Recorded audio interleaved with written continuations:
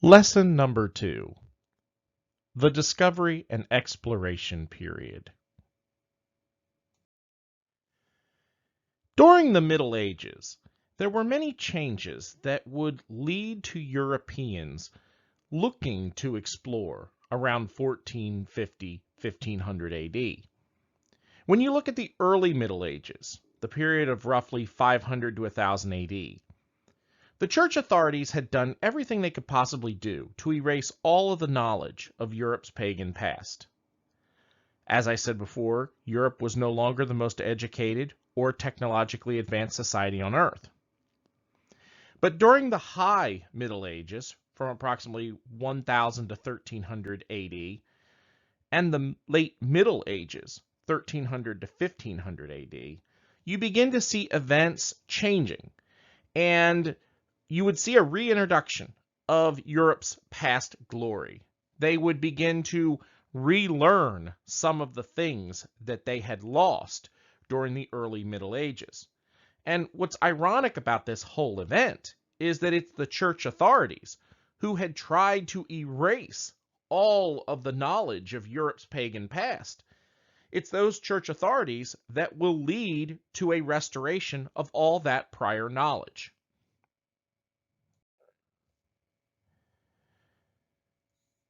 The reintroduction of the pre-Christian European knowledge would come about through a series of wars called the Crusades. The Crusades would be around from approximately 1100 to 1400 AD. And as I said before, they were a series of wars. And they were in response to the Muslim army's capture of the Holy Land. European soldiers would go to the Middle East, do battle against the Muslim troops, fighting for Middle Eastern supremacy. The whole goal was to capture the Holy Land, Jerusalem. And at the beginning of the Crusades, you see a lot of early victories for the European knights, especially during the First Crusade and the Second Crusade. They actually even create a European Kingdom of Jerusalem. But in the later years, the Muslims will mount counterattacks, and they will actually be victorious. They will be much better fighters during the later part of the Crusades, and that's because the European knights rode big, heavy horses. They wore the big, heavy armor, and the Muslims will wear thin leather armor and act as mounted archers. So by the end of the Crusades, by 1350-1400 AD, Muslims had not only regained control of the Holy Land, they were solidly in possession of the Holy Land and surrounding regions, and the Europeans had been essentially kicked out of the region. Now, while the Crusades were essentially a waste for Europe militarily, there are two very important results of the Crusades. The first was that a firm link was reestablished with the Eastern world. During the Roman and Greek times, Europe had traded heavily with Asia. We know this because the Romans wore silk clothing, so did the Greeks. Well, silk is not something that is actively made in Europe. It's made in China and the Far East. And these goods were brought across a caravan road called the Silk Road. Well, because of the Crusades, these European knights, mostly nobility, are going to the Middle East, and they see all the goods from China and the other Eastern areas that they have not had for 500, 600, 700 years, and now all of a sudden they're interested in these things that they had essentially, society had forgotten about. So trade between Europe and Asia will begin to flourish again like it had in the prior to the Christian era. And Italian merchant ships would become very plentiful on the Mediterranean Sea. They disperse these goods throughout Europe. So you see these very small Italian city-states like Genoa, Venice become very wealthy because of this reestablishment of links. The other thing about this is that Europeans are now reintroduced to pre-Middle Age luxury items, things that would greatly enhance their lives. Let's look at diet for one thing. As I said in the prior lecture, we talked about European food was essentially boiled meat with no flavor. Now you're going to have spices with, you know, for food with pepper and cloves and cinnamon, something to make the food taste good. You're not going to want to eat just to survive. Now you're going to actually enjoy your meal. Same thing with clothing. Your silks and dyes.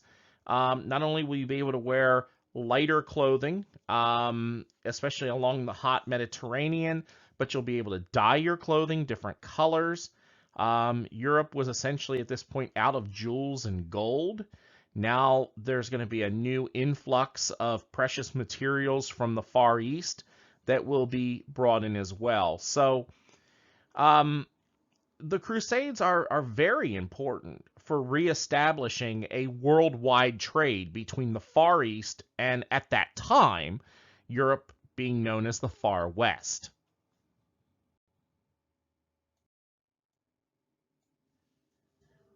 Now, as Europe began to get reassociated with the goodies of its pagan past, beginning around 1300, events on the European continent would begin to disrupt the newly created overland trade routes.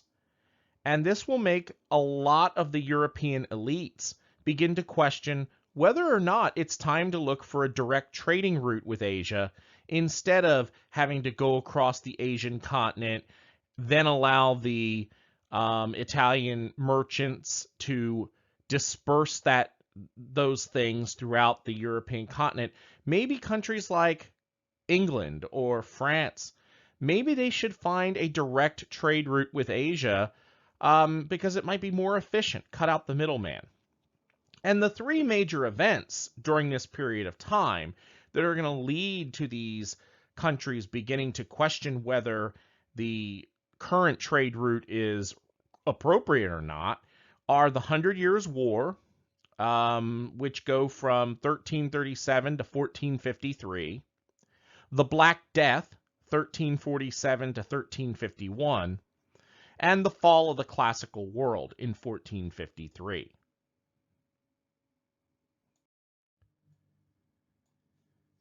The 100 Years' War. Well, the 100 Years' War are a series of wars, or military conflicts. It's theoretically one war, but it's a series of fighting that lasts for about 116 years.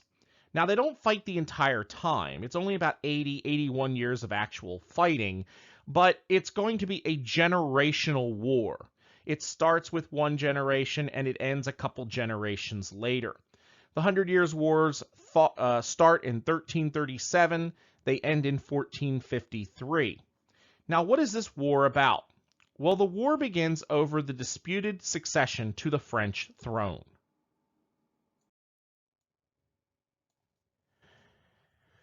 In 1328, King Charles IV of France dies, and when he dies, he leaves no legitimate male heir. All his previous children were daughters. Now, his wife, Queen Jeanne, was pregnant at the time of his death. So under French law, his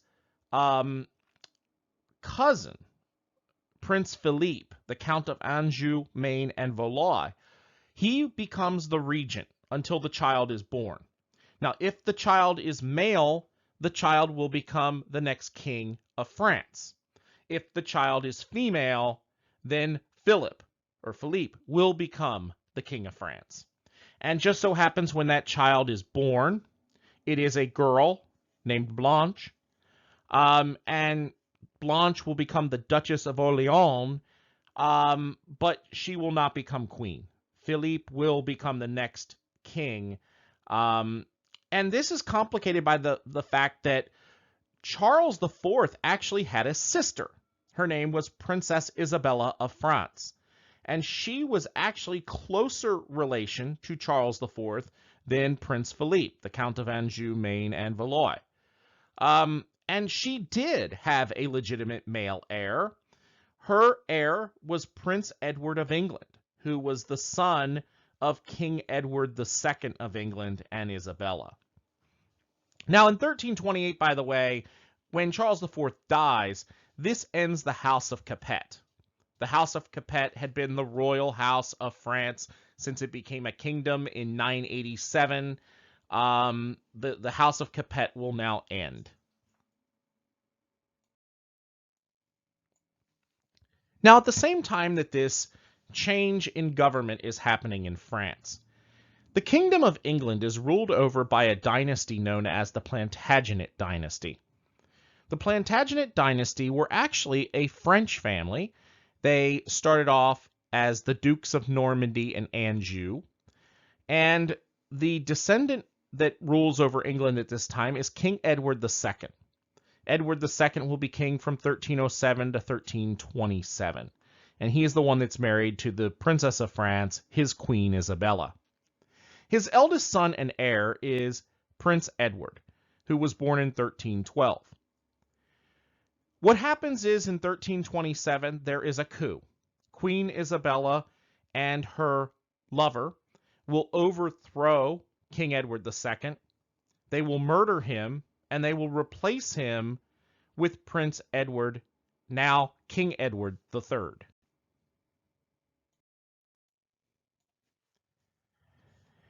In order to disinherit the English heir, the French will use Salic law.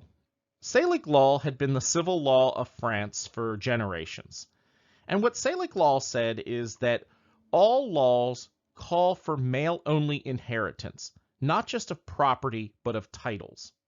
And since we're going to use Salic law, that means that Prince Edward, now King Edward, would not be eligible to take up the French throne, and that was because he was descended through a female. Even though he is the nephew of King Charles IV, because that relationship goes through a woman, not a man, Salic law would then be in effect, and Edward, now King Edward III, would be disinherited from the throne. Now, because of that Salic law, as I said before, now the French aristocracy will officially disqualify Edward III as the next king of France. Philippe, who had been the Count of Anjou, Maine, and Valois, who was the regent for the unborn child, will now become King Philippe VI. He will now be the founder of a new French dynasty, the Valois dynasty. The Capet dynasty will be replaced by the Valois. They will be on the French throne from 1328 to 1575. King Edward III of England is ordered to come to France because not only is he King of England, he is also still the Duke of Normandy. He's the Duke of Aquitaine. He did give up the title. His family had given up the title, the Duke of Anjou, a few generations before. But even though he is the King of England, he is still technically Duke of Normandy and Duke of Aquitaine, a French subject. He is a member of the French nobility. And he is ordered to come to France to pay homage to the new king, King Philippe. Well, Edward III refuses. He says, I'm a king. I'm equal to Philippe VI. Not only am I not going to come and pay homage to him, I have a better claim to the throne than he does. And so not only does Edward refuse to go pay homage, he then claims the French crown and declares war on the French. At that time, France then does declare that he is no longer the Duke of Normandy and Aquitaine. They do give those possessions to another loyal family. Just an interesting note, though, we still have a Duke of Normandy today. The Duke of Normandy currently is Queen Elizabeth II of the United Kingdom.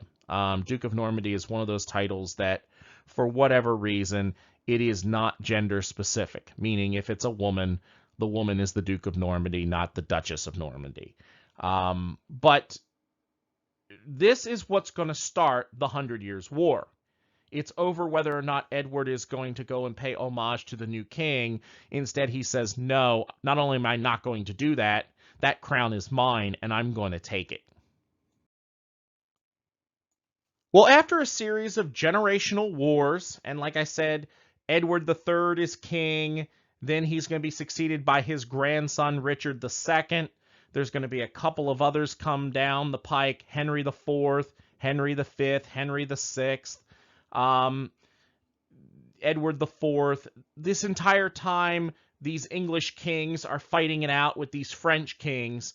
And in the end, the Plantagenets lose all their French lands, including the Duchy of Normandy. Today, of course, as I said before in the previous slide, the Queen of the United Kingdom, Elizabeth II, is the Duke of Normandy, but she's only Duke of Normandy because of the island possessions of Normandy that the United Kingdom still controls. The rest of Normandy is controlled by the Republic of France. Now, as I said, they not only lose all their French lands, they don't capture the French throne. The Valois dynasty retains the French throne. But for our purposes, what really is important about this is that the wars will disrupt the European trade routes. France is right there in the heart of Western Europe, and there is a war going on, so trade will be blocked on the northwestern portion of Europe. You also see a rise of nationalism. England and France are at war, and they're excited to be at war. And prior to this war, you were a Norman, or you were an Angevin, or you were from Lancaster. Now you feel more pride in being part of a country. You are an Englishman or a Frenchman. Another thing that changes is you see the beginning of the end of feudal armies, armies that were called by kings. They would call their banners, and their bannermen would come in and bring their armies, their local armies. You begin to see this changed and to see the creation of standing national armies, much like they had during the Roman Empire. The French will begin creating a French national army. The English will begin creating a very small English national army. Now, they may still have localized military battalions. You know, the feudal lords will still have their own smaller units, but you begin to see them supplemented by a national standing army, which gives these countries a little more oomph, a little more power when it goes to maybe going overseas and colonizing or putting down rebellions. So these countries become stronger, ironically, because of this war.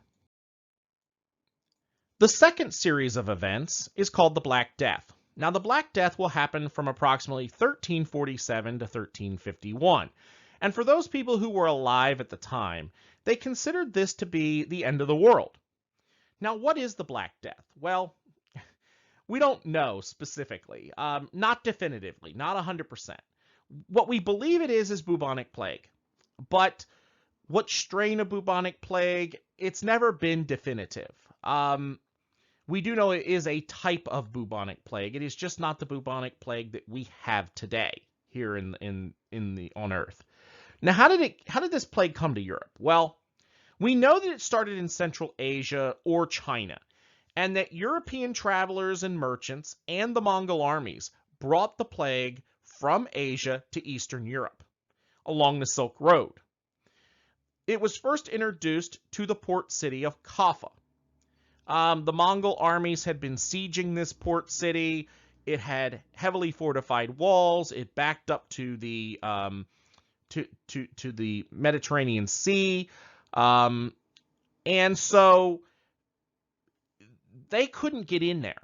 So what they did is they loaded their dead and dying soldiers onto catapults, and they just flung the bodies into the city. This is actually the first recorded use of any kind of biological warfare in history. And it was effective. The city was infected. It surrenders to the Mongol army. And this is really the introduction of this Black Death or bubonic plague into Europe. Now, why does it travel so fast? Now, we're in the middle of just dealing with a major pandemic here in the United States, and I'd argue it's still not over. It's understandable why it travels so fast today. we have cars, we have planes that we can get around the world very quickly. But why did it travel so fast here in Europe in horse and buggy walking technology? Well, merchant ships bring these Asian goods to all the European ports. What do ships have? Well, ships carry rats. What do rats have? Well, rats carry fleas. What do the fleas have? Well, fleas usually carry the plague. And so the ships will pull into port, the rats will get off the ship, the fleas will be on the rats, they will bite people, and that is how the plague will begin. And within 4 years, the Black Death will devastate the known world. Now here's a map showing the spread of the bubonic plague in Europe, and you can see that those darker colors are the earlier dates, 1347.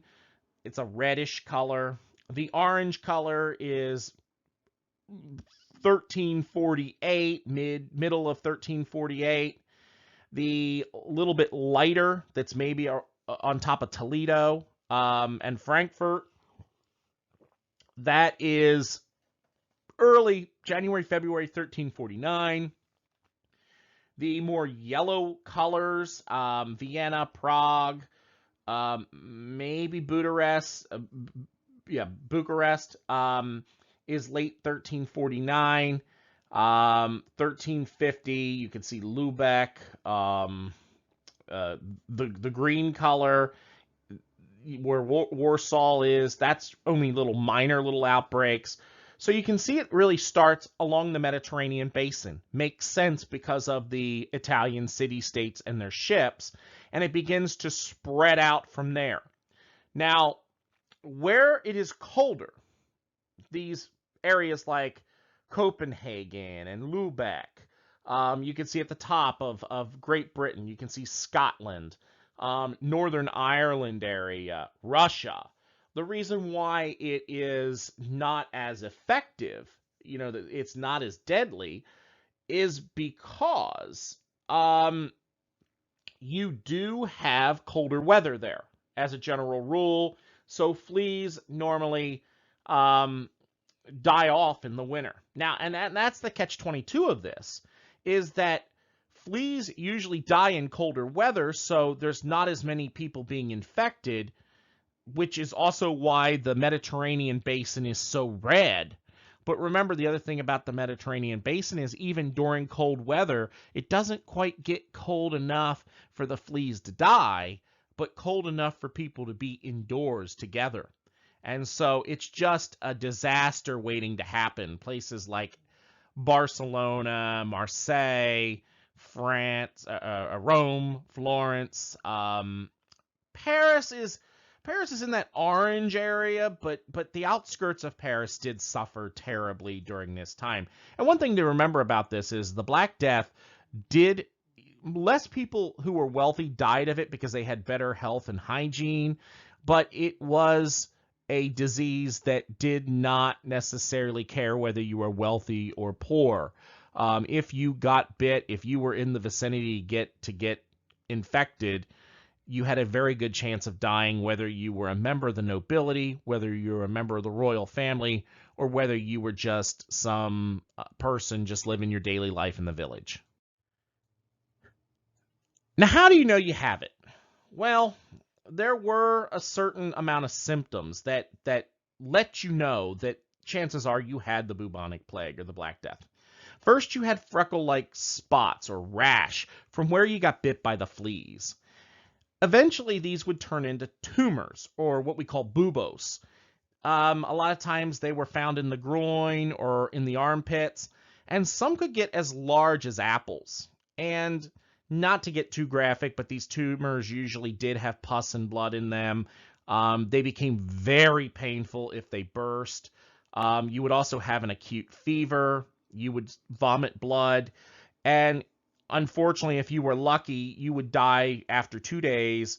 If you were unlucky, you may last for 7. Now, the one thing about this is if you last 7 days and you didn't die, you were in great shape. You were going to survive.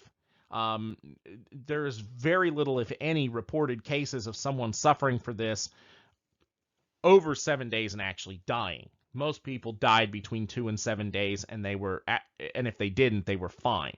So that is one thing, is if you were strong enough and you could survive 7 days, you would survive this. By the way, everyone here that's of European descent, you were one of those lucky ones. Your ancestor was one of those lucky ones that survived the Black Death. Because very few people in medieval Europe got through this without some kind of infection. And as a matter of fact, if you are of European descent, they can actually do a genetic testing, and it will still to this day show signs of some kind of antibodies to this particular strain of Black Death. It's highly remarkable that from the 1300s, we still have this embedded in our bodies today. Now, how deadly was the Black Death? Well, the answer is pretty deadly. We believe that somewhere between 75 million to 200 million people were killed worldwide. In Mediterranean Europe, it was somewhere between 75 and 85%. In Northern Europe, the Scandinavian countries, England, the Germanys, probably between 20 and 30% died. Overall, though, the European population saw 35 to 50% of the population die within 4 years. China was even worse. 30% of the Chinese population died in about 2 to 3 years. This was one of the deadliest events in human history. It is still today, I believe, the deadliest plague that we've ever had in the history of humanity. Nothing has ever come close, including, by the way, the 1918 Spanish flu that's been brought up a lot recently, and also the current COVID-19 crisis. They pale in comparison to the amount of people who died due to the Black Death. Now, what are the positives of the Black Death? Now, you might be saying, wait a minute, whoa, positives? How can the Black Death be positive? Well, unfortunately for the people who died, it's not positive. But for us today, it is a very positive event, because the Black Death occurring led to several changes that led to the creation of the modern world. And let's take a look at those right now. First of all is religious decline. Prior to this, the religious authorities were unchecked in their power. But during the Black Death, the clergy was scared to death. They hid behind their churches and monasteries. They wouldn't even come out and do funerals and give last rites. They hid like cowards, and rightfully so. I mean, this was a scary event for people. And so a lot of the people who had followed the churches without questioning it, they began to question the authority of the clergy. They began to question whether the church was really in their best interest, and they even began to question the nature of God himself. And this is really the beginning of privatization of religion. And it will be the spark that will eventually, within 120 years, 140 years, lead to the beginnings of what we call the Protestant Reformation. So that's positive. The privatization of religion, or personalization of religion. The second is political decline. Now, the nobility did the same thing. We're not going to just attack the clergy on this. The nobility hid inside their castles and manor houses. They're wealthy. Why should they be out there risking getting infected by the masses? But here's the problem. These societies were absolute monarchies, ruled by the king and his aristocracy. And people began to question the idea of an absolute monarchy. What good is a king and the nobility if they're not looking out for their people? And so many people are going to begin to have political ideology changes, just like they had religious ideology changes. So you're going to see the beginning of the idea of maybe reinstituting some kind of democratic ideas from the ancient Greeks and Romans. This is where you'll begin to see in the 15 and 1600s, especially in places like England, soon to be renamed the United Kingdom of Great Britain, beginning to see the underlying urge to create constitutional monarchy, a monarch whose power is checked by a elected government. You also see the reduction of workforce.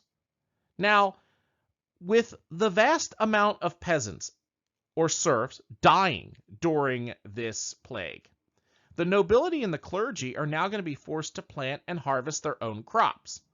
Well, as we understand, most people with means do not want to do the heavy work themselves. They would rather pay someone to do it.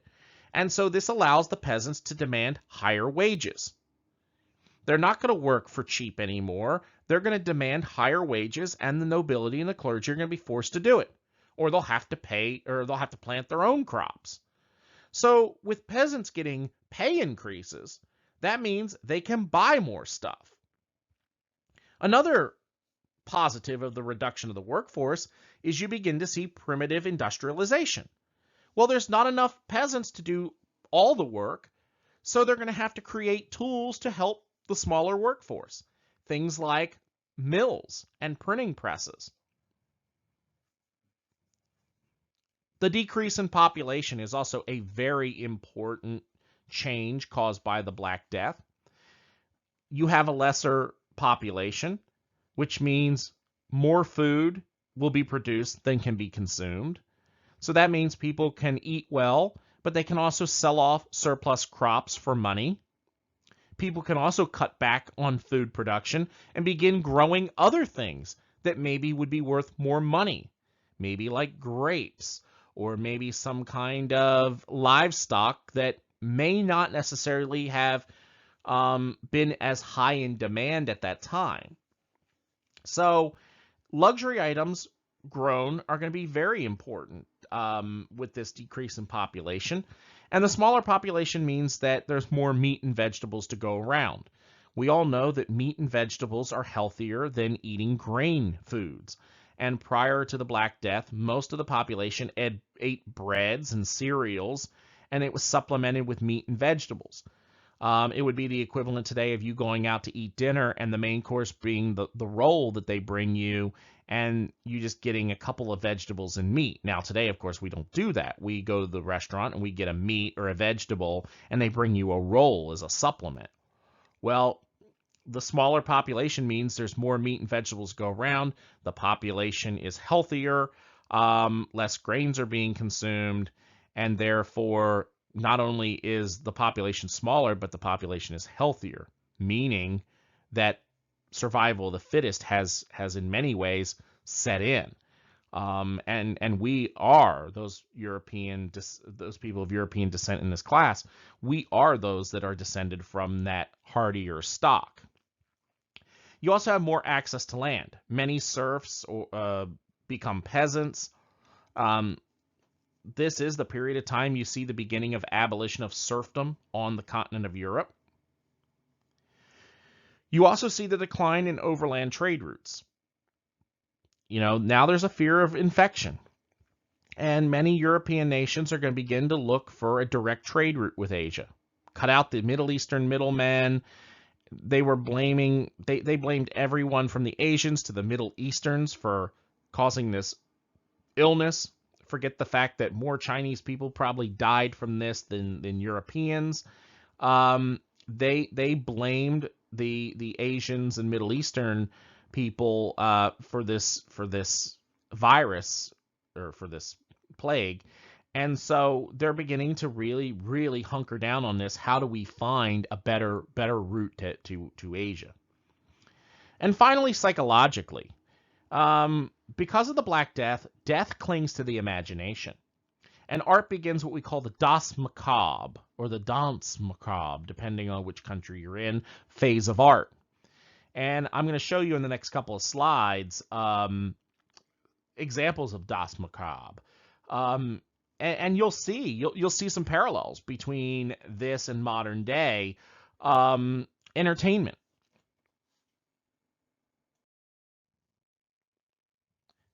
Now here's the first example of Das Macabre. You can see these happy, joyous skeletons dancing in their grave. Again, today, of course, Das Macabre is still a psychological thing that we deal with inherently from the Black Death.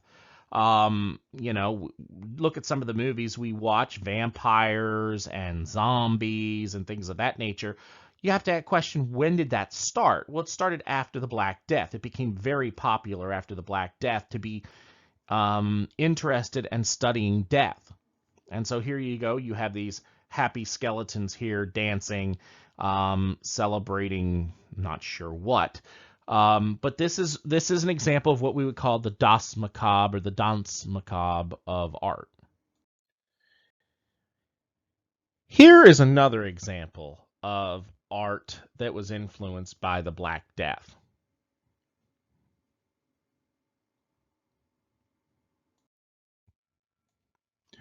The last of the events that changed Europe forever and led to the discovery and exploration period was the fall of the classical world. The fall of the classical world happened in 1453. Now, since 476 AD, the Roman Empire continued to exist in the East. As I said before in the prior lecture, this was not a Latin-style empire based around Rome. It was now a more Greek-style empire based around Constantinople. A lot of times we refer to this as the Byzantine Empire because Constantinople was built on the ruins of Byzantium. But they referred to themselves as the Roman Empire or the Eastern Roman Empire. Now, around 600 AD, they reached their peak. You can see it in the second map there. The first map shows the split around 460 AD, prior to the Roman Empire in the West falling. The map below it shows the Eastern Roman Empire at its height. Not as large as the Roman Empire at its height, but still, it took up a lot of territory. But beginning around 650 AD, the Muslim armies in the Middle East began to expand. And by around 700 AD, they began to start stripping territory away from the Byzantine Empire. And if you look at this map on the right, by 1453, all that really remained of the Byzantine Empire was the capital city of Constantinople and a very small part of what we call the Peloponnese Peninsula. And you can see it there. I believe it's in a purple color there. Constantinople is right there. If you look at that purple where it's in between the two yellows of the Ottoman Empire, there where the Black Sea, the Dardanelles Strait separates Europe from Asia, that is the city of Constantinople. The Peloponnese Peninsula is that matching purplish color there where it says smaller states. So all that exists of now the great Roman Empire is this city and these little outskirts peninsula. Now, in April of 1453, we see the beginning of the siege of Constantinople. This will be the last stand of the Eastern Roman Empire. Sultan Mehmed II of the Ottoman Turks will lead a 100,000-man army, and he will face off against the last emperor of Rome, Emperor Constantine XI. Constantine XI had a 7,000-man army, but because he holds the strongest defensive position in the world, Constantinople had 20 kilometers of very thick, well-built walls, which I'll show you on the next slide. They're able to hold out from April 6th to May 29th, 1453. So almost 2 whole months of siege. Now here is the map of the city of Constantinople. You can see that it's surrounded on 3 sides, one by the Golden Horn, by the Bosphorus Straits, and the Sea of Marmara. You can also see that along the water, it had very high fortifying walls. In the case of the rivers and the straits themselves, they were a set of single fortified walls. And then along the land side, the one land side, it was a double fortified wall with gates. This was, at the time, the most heavily fortified position the world had ever seen. So it's no wonder, when people say, how could 100,000-man army be held off for 2 months by 7,000 people? This is why, because the city of Constantinople was just so heavily fortified. Here is, these are actually in Constantinople, which is now Istanbul. These are renovated, restored walls from the time of Mehmed II and Constantine XI. You can see just how heavily fortified. And if you're using traditional medieval weaponry, cavalry with swords and bows and arrows, you can see how this position would have been nearly unconquerable by a sieging army. The only way you would get them to quit is if you could cut off their food supply, and obviously you couldn't do that because they had access to the water on three sides. They could still fish. They still could get trade in from other places. So, heavily fortified, and it allows the city to hold out for weeks because it just is a superior fortified position. Now, the reason the Roman Empire falls here in 1453 AD is not because Mehmed will be able to breach the walls with a cavalry charge, or he will starve out the people of the Byzantine Empire. No, he has a new toy. A new technology that had been imported from Asia that will revolutionize warfare here in the 1400s. And this is, of course, known as the cannon. What can the cannon do? Well, it can blow holes in city walls. So those city walls we just looked at a minute ago at the previous slide are now essentially useless when you have a machine that can just blow holes in that wall. As the Turks breached the walls, the emperor led the defense of the city to allow as many people to escape as possibly could. Supposedly, he led one final charge. Everyone knew who the emperor was because he was the only person that was allowed to wear purple in the city. He was wearing his uniform, his armor.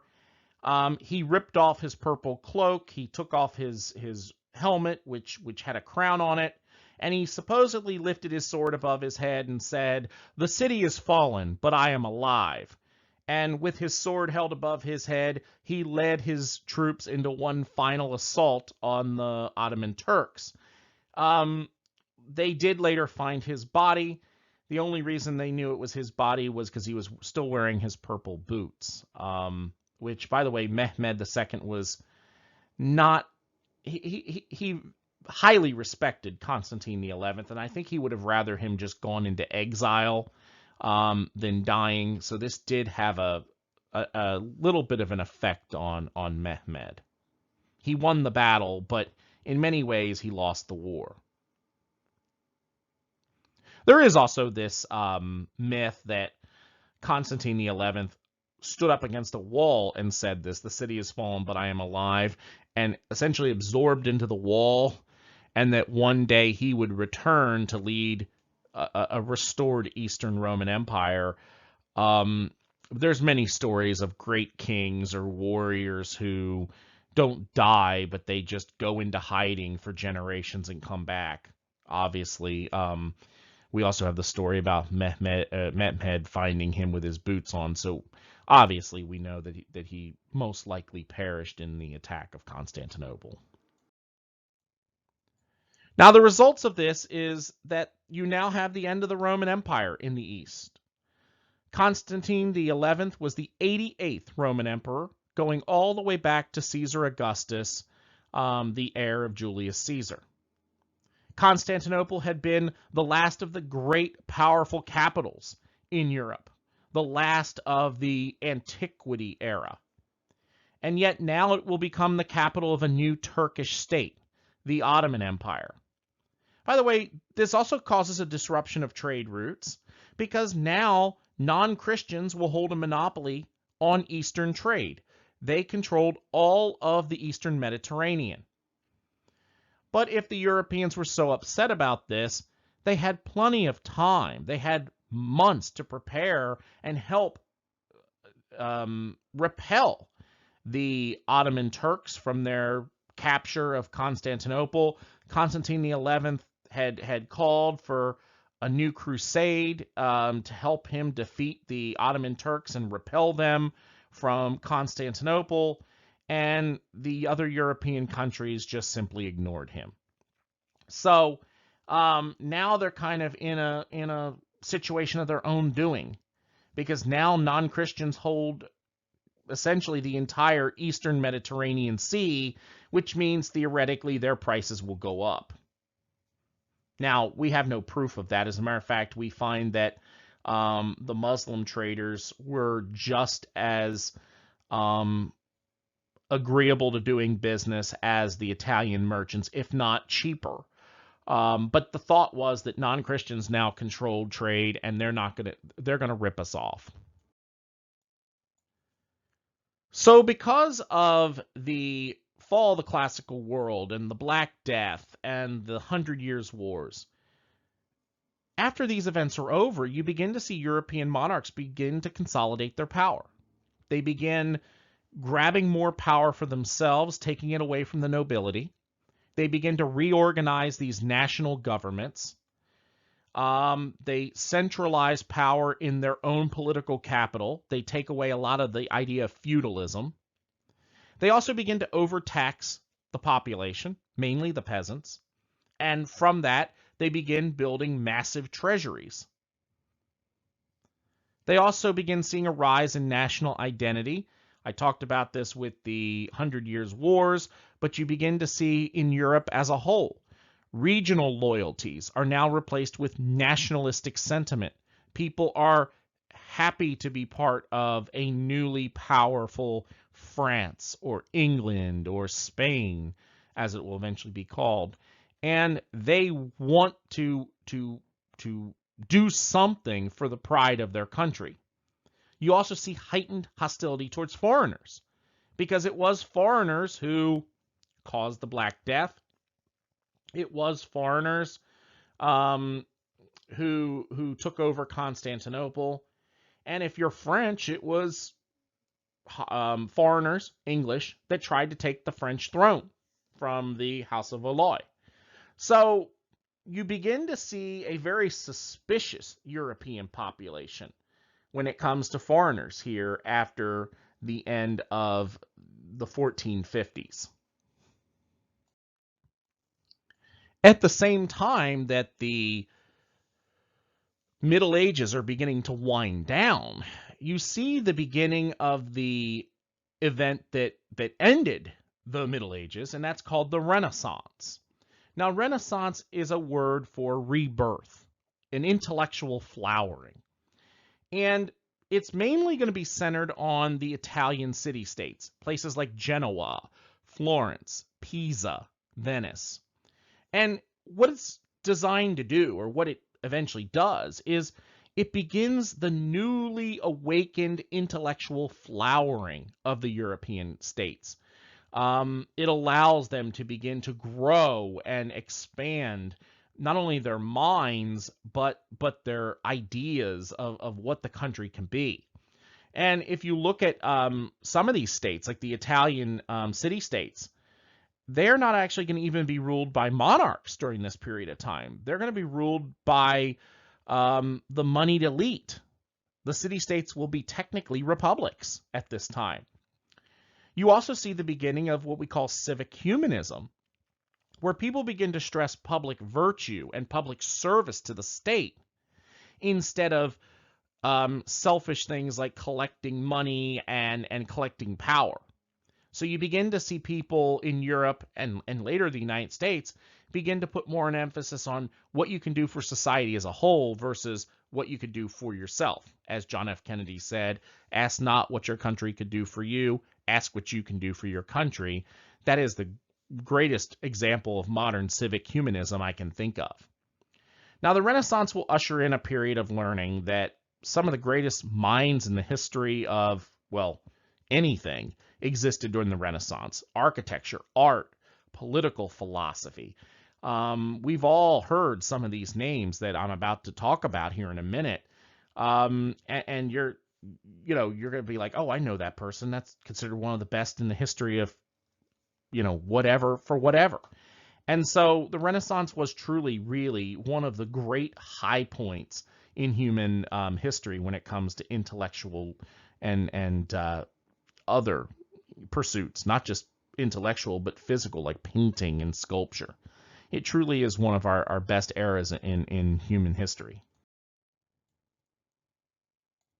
The first of these is, of course, Michelangelo. Michelangelo, you can see him here in the middle. This is, I believe this is a self-portrait of him. I know he did do some self-portraits. I'm not sure if this is his self-portrait or not, but Michelangelo was mainly known as a sculptor, although he did do a couple of very impressive paintings. You can see some of his art here. Probably the most famous is on the right-hand side. That's Michelangelo's David, which is supposedly King David as a youth. On the upper left-hand side is the Madonna.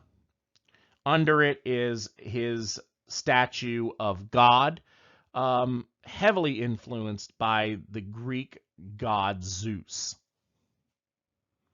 The two paintings here, the lower left and the lower right, both are based off of, they're both biblical. And they are both currently, today, still on display at the Sistine Chapel in Rome. So, very important pieces of art. Now, the second of the very famous artists we're going to talk about is Raphael. We've already talked about Michelangelo. Now we're hitting to Raphael. We only have two more to make a team. Raphael, again, a very important Renaissance artist. You can see a lot of his paintings, again, are also biblical. He did do, if you look at the upper left-hand corner, go one down, you see the man in the white and red. That is actually his painting of Pope Julius II, a very important painting. In the upper right-hand corner, not in the exact corner, but one over, you will see his painting of Jesus ascending into heaven. Another very important piece as well. The one in the lower right-hand corner, that is his depiction of Jesus's crucifixion. All very, very important biblical paintings that, yes, you can still find on display today. Most of them are on display in Rome. The third is of the very important Renaissance artist is Leonardo da Vinci. And I'm sure I really don't have to give much of a introduction to Leonardo. Leonardo is quite possibly the greatest mind the world has ever had, or at least one of the top 5 greatest minds.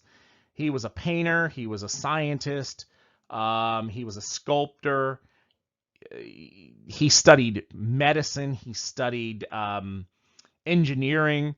There wasn't much that he didn't dabble his hands into.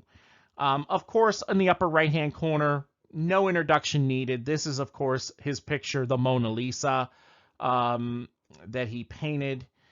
You also have in the lower left-hand corner is his Last Supper. These are his 2 most famous paintings. There is, in the lower right-hand corner, is a picture from his anatomy book. Yes, he did actually write an anatomy book where he studied the human anatomy. You can see in the upper left-hand corner, there is a picture of bones and then a picture of a womb. Now, what's interesting is at this time, it was actually illegal to cut up cadavers to study medicine.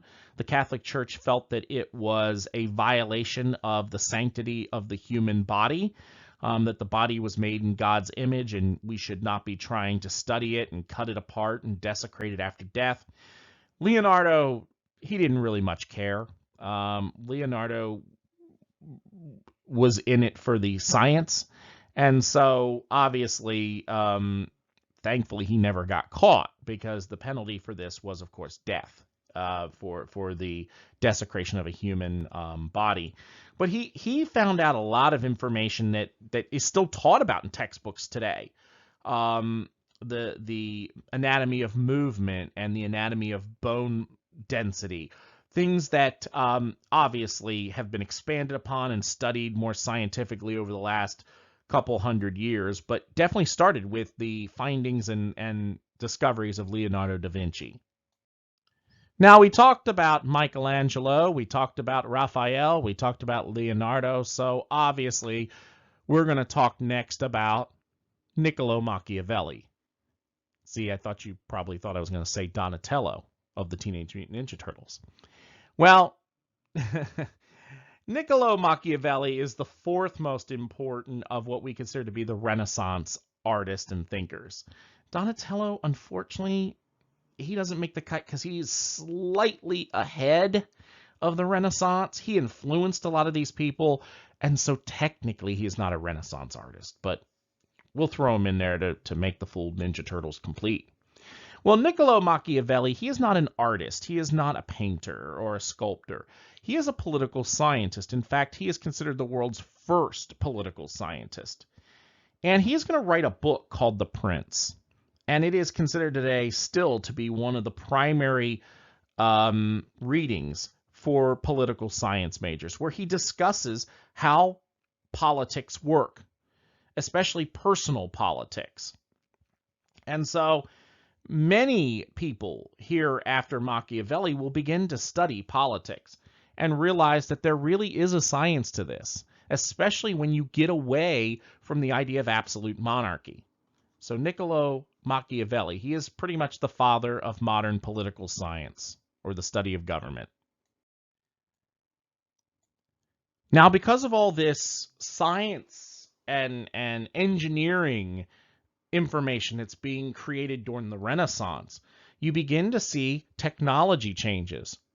And there's three very important ones for the discovery and exploration period. The first is that you see the invention of the triangular or lateen sail. Now, prior to this, all sailing vessels had square-rigged sails. They could go in straight lines, but they were not very maneuverable. The triangular sail can be adjusted, it can be changed to catch the wind, which means ships can have better maneuverability, they can go further, and the ships are more reliable. That means they can build bigger ships, because you now can adjust the sails and make these ships go, longer and faster routes. Another thing that happens during this time is the invention or adoption, depending on which one you're talking about, of navigation devices. Now, the Europeans do begin using something called an astrolabe, which allows for you to estimate the position of where you are by measuring the sun, the moon, and the stars against the horizon. It also allows you, so this is how you know where you are in relation to the world. Now, the compass, which had been invented in the Far East and had made its way through the Silk Road here during this time, the compass allows you for knowing what direction you are. Now, prior to this, if you were a sailor, you stayed close to shore because you needed to stay close to land so you knew which way land was. Well, now you can go offshore. You don't need landmarks anymore if you have a compass that will tell you which way is north, south, east, and west. So it allows for ships to be able to be built bigger to go offshore. And the third of these is movable type. Now, you might not think movable type is that big of a thing, but remember, part of the reason people didn't read very much at this time is because they didn't really have anything to read. They had the Bible. Bibles were expensive. They were handwritten by monks. It took a long time to produce one. They were very expensive. Well, when the movable type is created, it'll stimulate European curiosity. Yes, the movable type was invented to make Bibles. But here's the thing about inventions, especially religious inventions. While they may be invented to do one thing, like to make a Bible, it can also make books. It can make newspapers.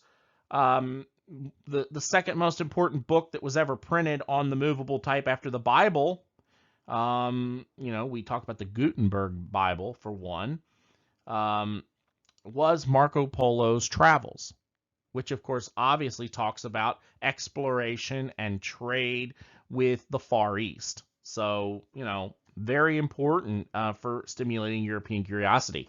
You also see a large portion of the world population, at least in Europe, begin to start at least trying to become literate again. Remember that a lot of them had become illiterate during the Middle Ages. Well, now you're seeing some attempt to become literate again. So with all that being said, what were the European motives for exploration? Why did they go? Why would they risk leaving their home where they'd been for generations and go somewhere else? Why would they risk death, disease, destruction? Well, it was to improve the income and prestige of the state, both at home and abroad. And many of them truly believed that it was their job to convert non-believers to the Christian faith. So the answer to the question, what were the European motives for exploration? They did it for gold, glory, and God. But be careful what order you put them in, because the order that I have them in is the correct order. They did it first for the gold, then they did it for glory. Oh, and by the way, they did it for God as well.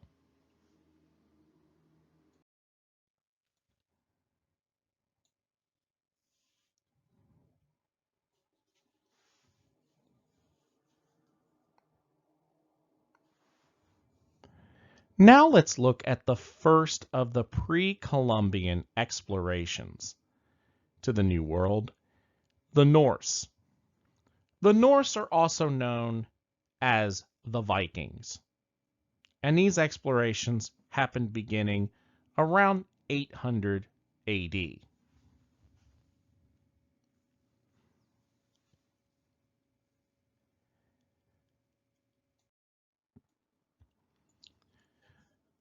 The reason we know about these explorations are because they're described in great detail. The Norse had a series of writings, which are called the Icelandic sagas. And the journeys of many of these people are in the Icelandic sagas. The first of these voyages happened around 880 AD. The person who led this expedition is a guy by the name of Gunnbjorn Olfsson. He had been traveling from Norway to Iceland, and during his trip, they were blown off course. There was a storm, they had gotten blown off course, and they ended up arriving off the coast of Greenland. So Gunnbjorn Olfsson and his expedition become the first recorded Europeans to see the North American landmass. About 100 years later, around 978 AD, Sabjorn Galti attempted to colonize these lands. The only problem is the expedition's a failure. They try to get there for some reason, we don't know why, but the crew decides to rebel. They mutiny, they kill Sabjorn Galti, and they turn around and head back. So it is a failure, but Sabjorn Galti becomes the first European to intentionally try to go to the Americas, here in 978 AD approximately. The third of the Norse explorers is Erik Thorvaldsson, known in history as Erik the Red. Eric the Red is by far one of my favorite historical characters. Eric the Red, around 982 AD, was living in Iceland, and he had been convicted of manslaughter for killing his neighbor. Now, why did he kill his neighbor? Well, he let his neighbor borrow a shovel. Well, he went to get his shovel back, and the neighbor said essentially, I like this shovel and I'm keeping it. And Eric the Red said, the hell you are. He grabbed the shovel and he beat the guy to death with it. So he was convicted of manslaughter for killing this neighbor. In the Viking tradition, it was essentially almost like self-defense manslaughter, because these are not nice people. I mean, these are the Vikings that you think of, the phrase rape, pillage, and plunder. So he's given a sentence. He is told that he has to leave Iceland for 3 years. That is his punishment. And so he decides to relocate his family and all the people who followed him, who believed in him, to the territory that they knew about in the West. And so he's going to found a colony in Greenland, on the eastern shore, and he names this colony Greenland because he's going to try to get people to not go to Iceland. He says, Iceland sounds cold, Greenland sounds warm. I'm going to see if I can get some of those settlers to come here. And he does. And a few years later, in 985, he settles a second colony on the western shore.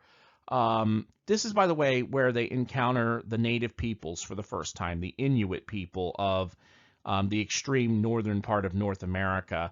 And we do know that this is the first recorded encounter with North American natives in history.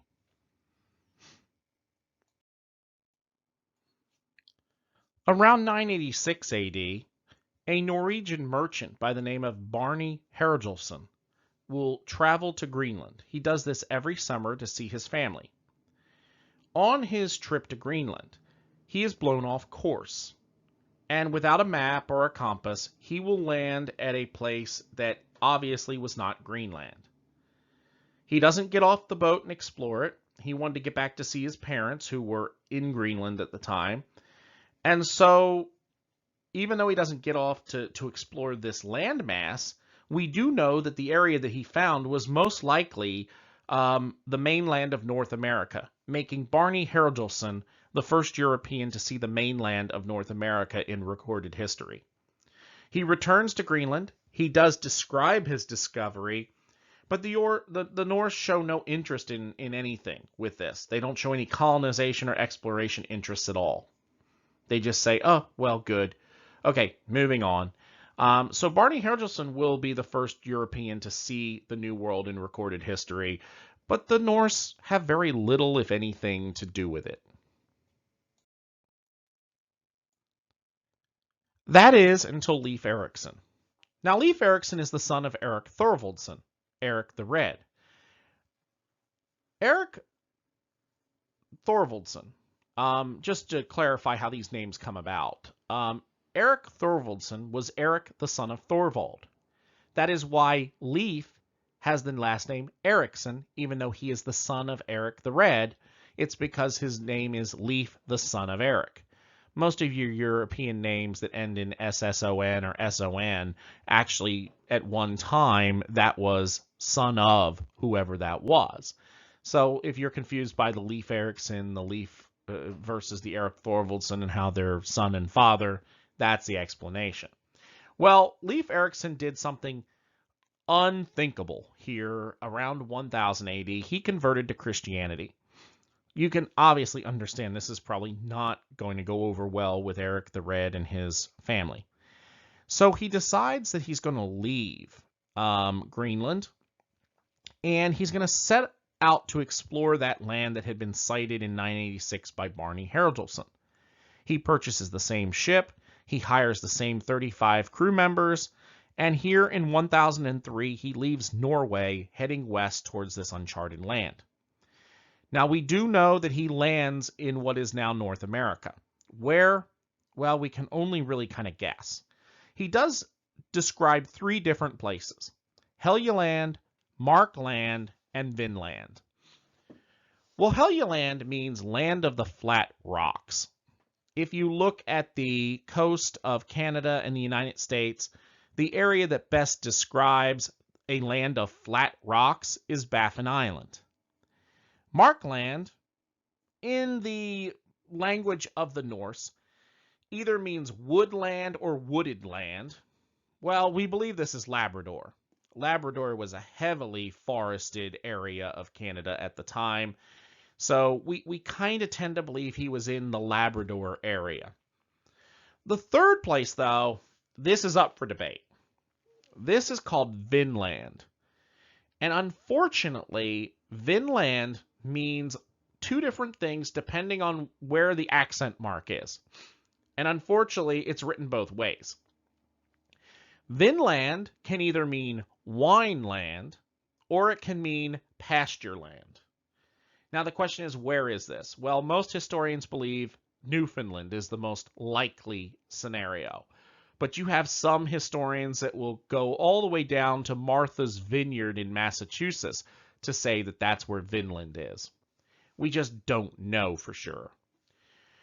We do know that he did find wild grapes in the area. He discusses talking about a land that had wild grapes, and he had plenty of wood and salmon in the streams, and they didn't have a lot of cold weather. That the climate was relatively pleasant. Well, that's because he decided to spend the entire winter there at Vinland. He even built a little temporary shelter called Leifbudir, meaning leaf storage houses. This means he is the first European colony on the mainland of North America. By the way, it is 500 years before Christopher Columbus, yet we always talk about Columbus being the person who set up the colonization of the New World, but actually Leif Erikson was 500 years before. But when we get back to this whole idea of a pleasant climate with a mild, climate with little or no forest, that doesn't sound like Canada or northern United States. Sounds nothing like it. Now the question is, how could this be possible? How could the Northeast United States, Southeast Canada be considered so hospitable?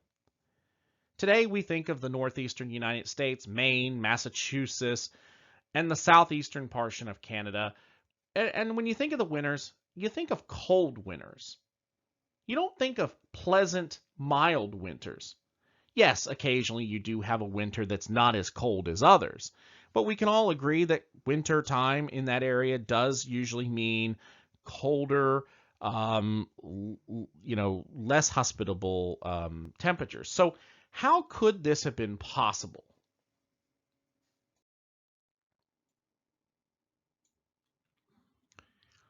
From approximately 900 to 1300 AD, the world was going through a period we called the medieval warm period.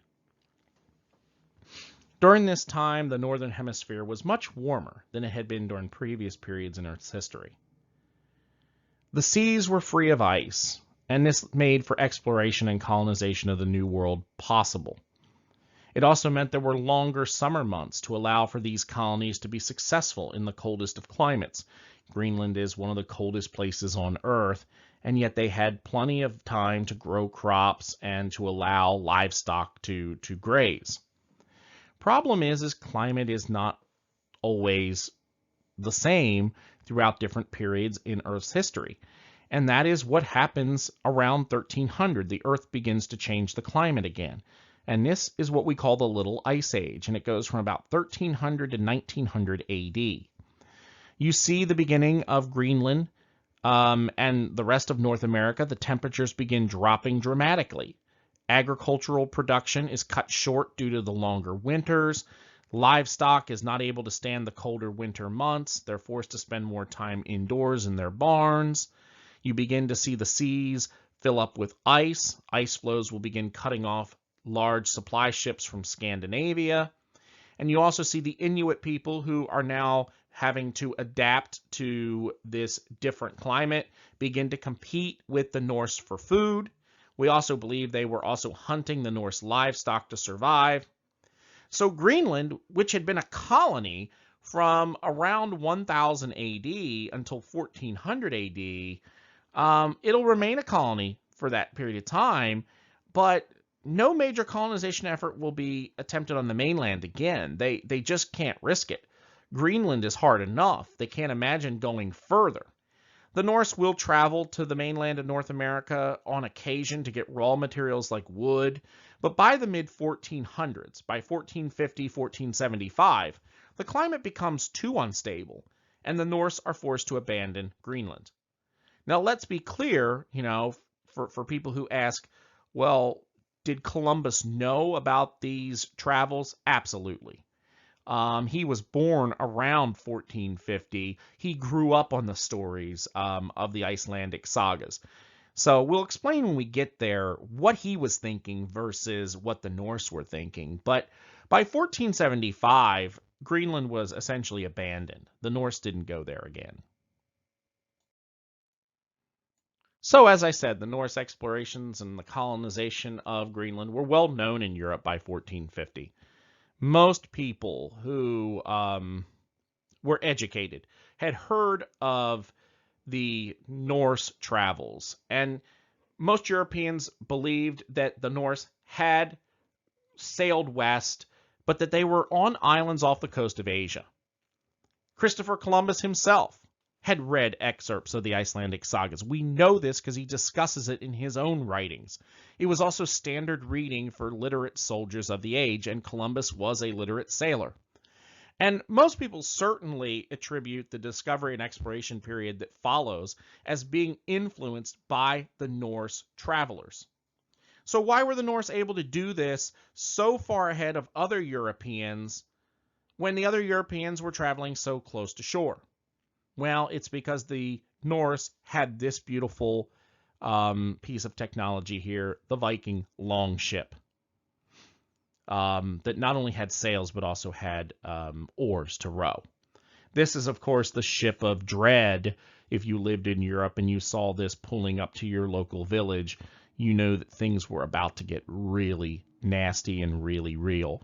But these were highly maneuverable, highly stable ships that could go long distances, didn't have to rely on the wind if they got stuck in areas without breeze. They had the oars. Very tough little ships. And I do say little, they were nowhere near as big as, say, the ships that Columbus was on. And his ships themselves were only about the size of a modern-day tugboat. So you can imagine how small these ships were, yet they were some of the best-made ships the world has ever seen.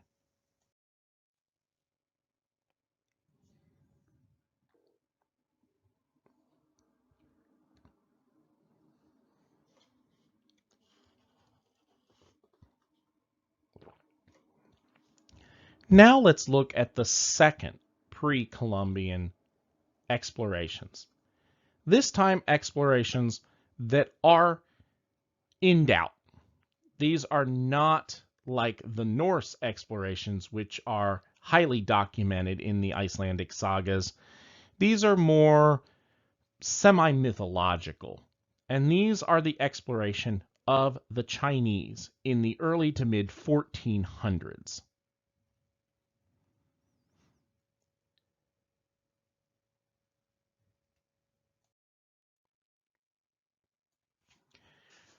The Ming Dynasty ruled over China from 1368 to 1644. At the time of the Ming, China had a population of around 75 million people. It's during the Ming Dynasty that you do see large-scale exploration and trade of China with both Asia and Africa. The most significant period of this time is from 1402 to 1424, under the reign of the Yongle Emperor. The Yongle Emperor will send an expedition to explore and trade under the command of his personal lieutenant, Admiral Zheng He. Zheng He will be given a fleet of somewhere between 200 and 300 ships. Some of these ships are large, 9-masted vessels up to 600 feet long. There is a military force on these ships as high as 28,000 men. This was not a peacekeeping force. And the fleet went as far east we know as Africa. What part of Africa? We believe it was likely Somalia, but we don't know 100% sure. but we do know that they used gold, silver, porcelain, and silk to barter in order to get personal items for the emperor's personal menagerie or zoo. Things like ostriches and zebras, camels and giraffes. After Africa, the fleet stopped in India to exchange gold, silver, porcelain, and silk for spices. And then they returned back to China. There was also another significant expedition, which occurred in 1421.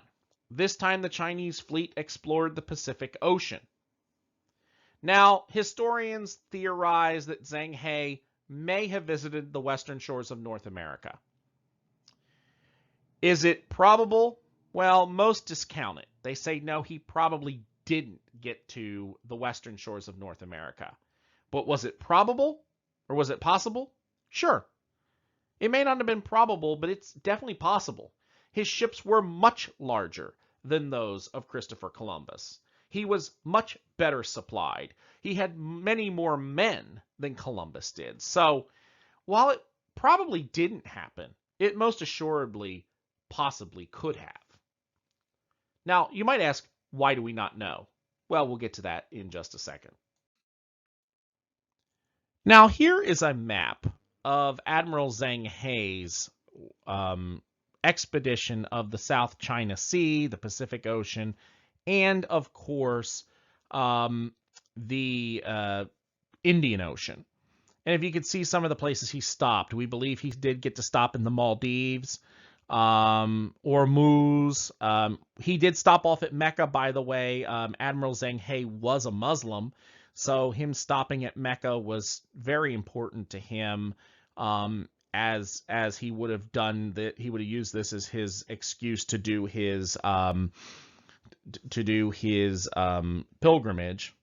Mogadishu and Mombasa, it's either one of those two places that he most likely landed and was where he procured the African animals for the Emperor's Zoo.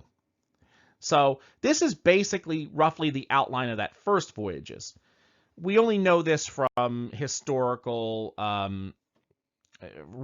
verbal record. There is no written record, and unfortunately, the second map of the Pacific Ocean only expeditions, we have very little, if anything, to go on. So this is the only real map we ever have of the journeys of Zheng He. The Yongle Emperor died in 1424, and he was succeeded by his son, the Yongyi Emperor, and he'll be emperor from 1424 to 26. Yang He did not like the expeditions, and so he stops them completely. But again, he's only emperor for 2 years. And in 1426, he's succeeded by his own son, who is known as the Yang Di Emperor, and he'll be emperor from 1426 to 1435. Wang Di permits one more voyage in 1433, and he puts his grandfather's old friend and assistant, Zheng He, in charge of these voyages. Now, Zheng He is already an ancient man at this point, but he agrees to do it, and while on the voyage, he actually dies. If he didn't die during the voyage, we believe he died immediately upon return, but we do think he actually died on the voyage. Well, here's the problem with why we don't know about whether they found the New World or not. A, he died shortly after the voyage, so there wasn't a lot of talking. Second, even though he kept a complete journal of his voyages, the Wang Di Emperor did not like this new modernizing influence that the rest of the world may have had on China. And so he had all ocean-going vessels outlawed. Having a vessel that was able to leave Chinese coastal waters was actually considered a capital crime. All outside knowledge of the outside world was destroyed. They had major book burnings where they destroyed all the knowledge they possibly could, and China retreated into a position of isolation. We do have this one picture, though, from a text that was saved, of a picture of a giraffe being brought into China So we do have a little bit of evidence from the Zheng He voyages, but very little. By the way, in the lower left-hand corner, just to show you, again, would Columbus be able to do it? We don't know. But what I can tell you is this is his ship. Columbus's ship is in that right-hand corner. That is the Santa Maria. That is the largest ship he has. The ship there that's taking up the whole rest of the picture, that is Zheng He's flagship. So obviously, he absolutely could have made it to the New World.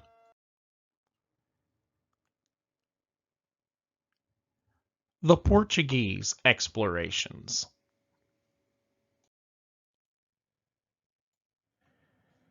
The most significant person for the Portuguese expeditions was the King of Portugal, King John I. King John I ruled from 1385 to 1433, and his primary goal was to spread the influence of the Kingdom of Portugal. His third son, Prince Henry, was in charge of the exploration planning. In history, we refer to Prince Henry now as Prince Henry the Navigator. The first exploration set off in 1412, and by the time Prince Henry died in 1460, the Portuguese had mapped most of the coast of Africa. They had explored the Sargasso Sea, the Madeira Islands, and the Canary Islands were both discovered. Portuguese sailors also successfully were able to explore because of their newly designed ship, which was also spearheaded during the reign of King John I, and this was called the Caravel. The Caravel, you can see there's a picture down in the lower left-hand corner along with its lateen sails, which we talked about when we talked about technology changes. Some other parts of discovery: in 1435, Sierra Leone is discovered. The Portuguese will trade salt, wine, and fish for gold and ivory. In the 1440s, the European slave trade will begin. And King John II, after a short period of time where there was no explorations between 1433 and 1481, when King John took the throne, he will revive the expeditions of his great uncle, Prince Henry. And beginning here in the 1480s, you'll see a new period of exploration led by King John II. The first of the major Portuguese explorers that we know about is Bartholomew Diaz. Bartholomew Diaz will take his voyages between 1487 and 1488. An expedition will leave Lisbon, Portugal, the capital, in 1487 with 3 ships. Diaz will go down the western coast of Africa, exploring places like Cabo Verde and the Rio Congo. All places, by the way, these are Portuguese Spanish names. And they will go down the line, just going a little bit further down and a little bit further down, exploring the coast. Finally, in either February or March of 1488, Bartholomew Diaz will round the southern tip of Africa. And the southern tip of Africa is called the Cape of Good Hope. And Bartholomew Diaz becomes the first person to navigate around the Cape of Good Hope. He is the first European to enter the Indian Ocean. He's not the first European to see the Indian Ocean, but he's the first European to sail to the Indian Ocean. And this is very important here in 1488. By the way, this happens before 1492, meaning obviously the Portuguese are on route to Asia, to the Indies. The next explorer is Vasco da Gama. The first expedition of Vasco da Gama left Lisbon, Portugal in July of 1497. Da Gama had 4 ships and 170 men. He rounds the Cape of Good Hope, enters the Indian Ocean in November of 1497. There he arrives in Calcutta in August of 1498. This will be the official establishment of the eastern water route to the Indies.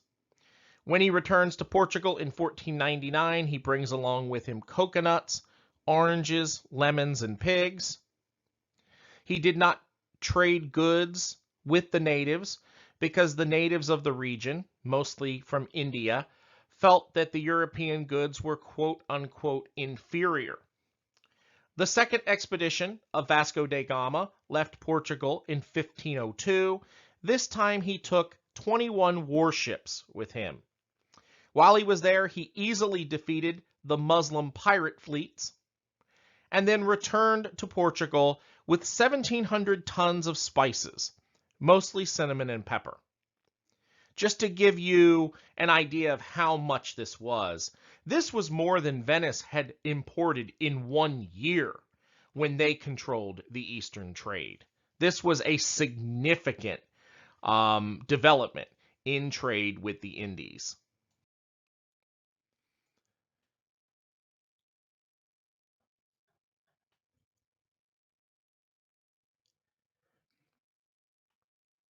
Now here is a painting showing Vasco da Gama leaving the port of Lisbon, Portugal, with King John II seeing him off, so to speak.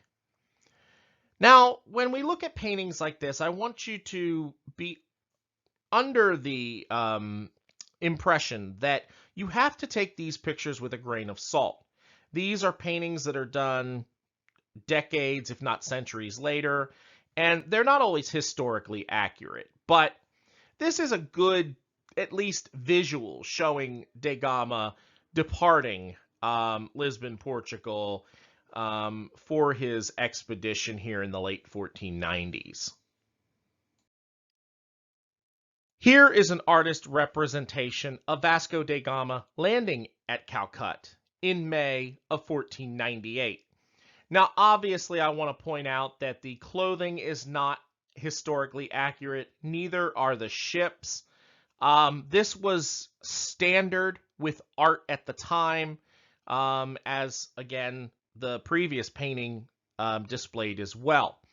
Most of these paintings were done decades or even centuries after the event, so it is usually reimagined with the period clothing of the era that the painting is done, not the era of clothing the people would have worn. So obviously take this picture, again, like the other picture, like a grain of salt. Here is a map of Vasco da Gama's first voyage, showing him leaving Lisbon, going around the Cape of Good Hope, landing in Mombasa and Maldinia, and finally arriving in Calcutta, which is modern-day India. This, as I said, is extremely important because this is the official opening of the Eastern water route to the Indies. And by the way, this also makes the Columbus voyages obsolete.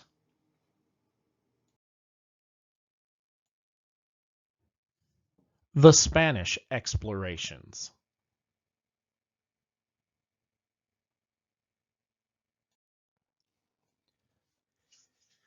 Well, we've come to the grandfather of them all, the main attraction of European exploration, and this is, of course, Christopher Columbus. Christopher Columbus is the first documented European explorer to reach the New World since the Norse had done it 500 years before. Now, there will be others later on who have significant things like the first European explorer to hit North America, the first European explorer to see Canada or the United States, but Christopher Columbus is the first European explorer documented to reach the New World since the Norse. And his explorations will create a lasting contact between Europe and the Americas. For thousands and thousands of years, Europe and the Americas, or the Old World and the New World, were separated by these two large oceans, the Atlantic and the Pacific.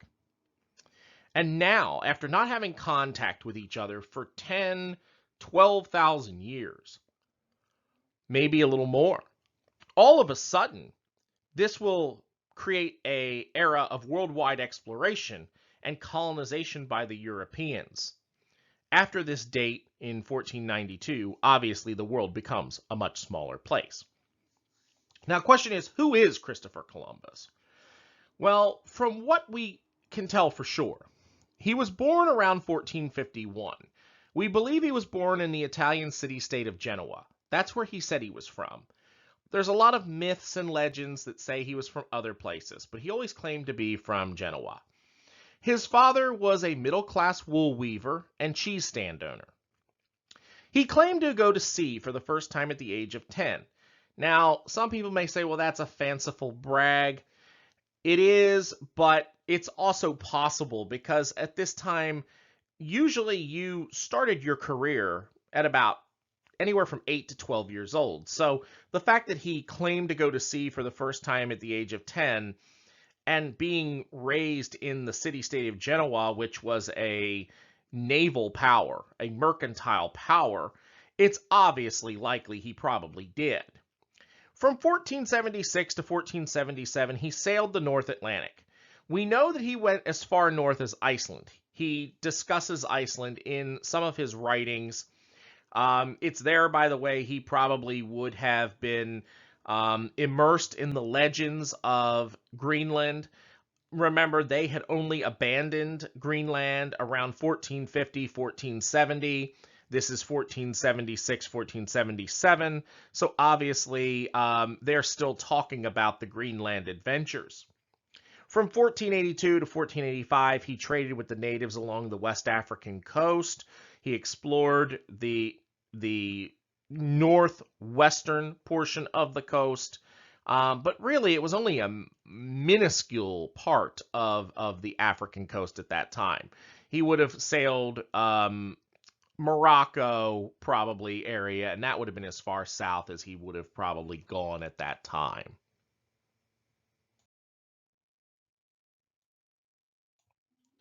Now, I want to set the record straight. A lot of people have fallen under the impression that prior to Christopher Columbus's voyages in 1492, that everyone believed that the Earth was flat, and that any attempt to cross the ocean sea, as the Atlantic was called at that time, meant that you would sail off the face of the planet.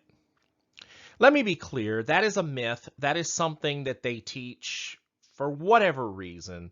I heard that in elementary school. Kindergarten, first grade, they told that. I don't know if that's something they teach to simplify, or if at that time when I was taking this class as an elementary school kid, that was just what they thought. But no one, let me be clear about this. No one that had any kind of education thought that the Earth was flat. The reality of it is, most educated Europeans knew for a fact that the Earth was spherical. This goes back to the 4th century BC. Aristotle, remember we talked about him last week as one of the great ancient Greek philosophers, had already calculated that the Earth was spherical. So only the most illiterate people in the world by 1492 believed this fairy tale of a flat Earth. By the way, I hate to say this, but we still have an illiterate group of people that believe that the Earth is flat even today, sadly. So let's get that out of our mind right now, that Columbus and the scientific advisors, no one who's talking to Columbus is saying that the Earth is flat. They're not saying that. The question that they're asking is, how large was Earth? Most of the scholars at the time, through their calculations, believed that the Earth was too large to sail across the ocean sea, because they took the calculations and combined the Atlantic and the Pacific Ocean. And by the way, they were very close. I'm going to show you this in a minute. They said with the current technology that the Earth was never, that no one was ever going to be able to sail from Europe to Asia because the ocean was just too big. But Columbus disagreed. He said that that was not right. And the question is, who's right?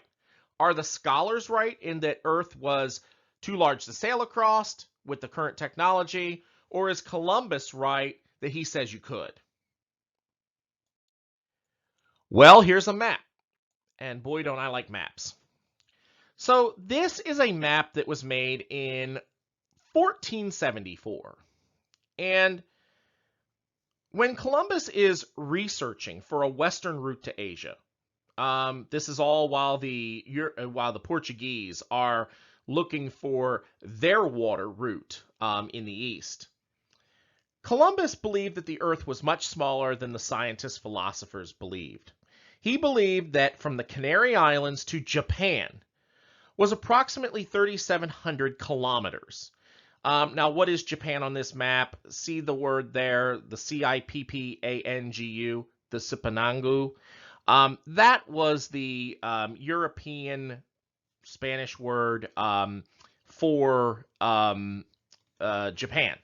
So he believed from the Canary Islands up there in the middle of Africa, you can see it off the coast of Africa, maybe closer to Morocco there.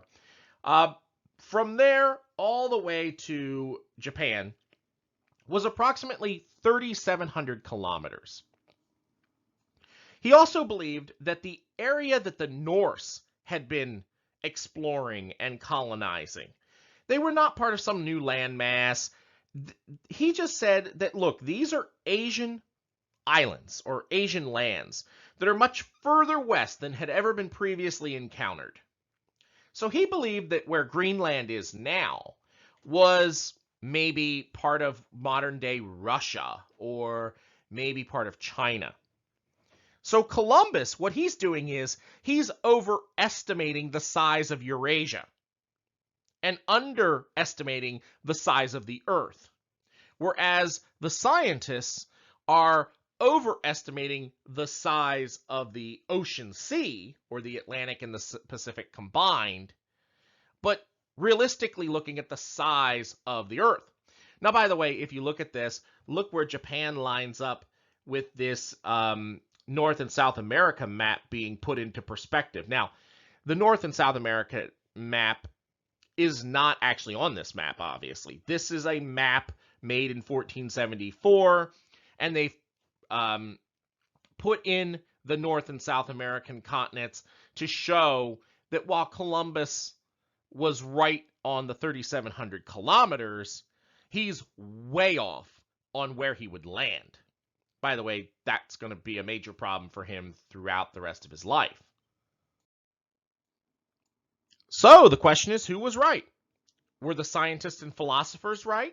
Or would it be Christopher Columbus that was right? Well, the scientists and philosophers believed that it would take approximately 19,600 kilometers to reach Asia from the Canary Islands.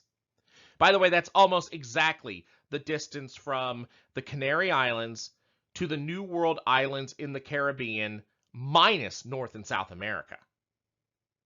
Okay, so they were pretty accurate on that. As in, if you went to if you considered the New World Islands, to be part of the Indies, and you space that ocean out, they were right, because it's about 19,600 kilometers from Europe to Asia, approximately, from the Canary Islands. So they were right in the size of the Earth. They got that part right, approximately. But Columbus believed it would take approximately 3,700 kilometers to reach Asia from the Canary Islands. And he was right too, to a certain degree, because that's almost exactly the distance from the Canary Islands to the New World Islands in the Caribbean. So let's look at that again. The scientists were right because they understood the distance from the Canary Islands to what we would consider the New World Islands, but actually would be the Philippines in that respect.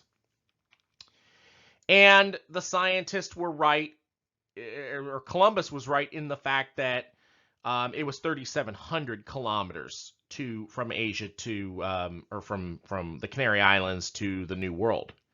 They were both right It's just they were talking about two different things, but assuming that they were talking about the same thing. And that's where the problem is. In 1485, Columbus will meet with King John II of Portugal. And in this meeting, he requests 3 ships with crews, provisions, and funds for a year at sea.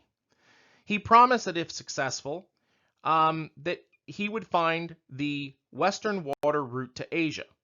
But in exchange, Columbus wanted to be named the Grand Admiral of the ocean and the governor of all the lands that he claimed, with 1/10 of all the revenue of the discovery. Now, King John II presents his plan to the scientific advisors, and the advisors refused to recommend the expedition. They saw correctly that Columbus's estimation of the Earth was just too short. They tell the king that the current technology was just too unreliable to handle the uncharted dangers of the ocean sea. Ships were too small to carry the needed supplies for such a voyage. And also, by 1488, just 3 years after Columbus first met with King John II, when Columbus goes back to him with new evidence of feasibility, Bartholomew Diaz has already rounded the Cape of Good Hope. The Portuguese now have the eastern water route to Asia. They don't need the western water route to Asia. So they will politely decline any further negotiations with Christopher Columbus.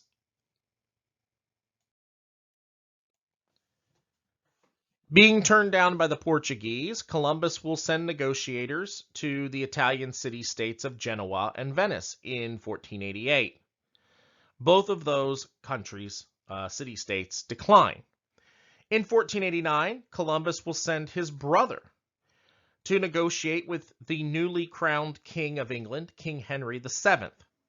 Henry VII had just finished reunifying England from a series of civil wars called the Wars of the Roses, and he wasn't sure whether or not he had the money to produce this expedition.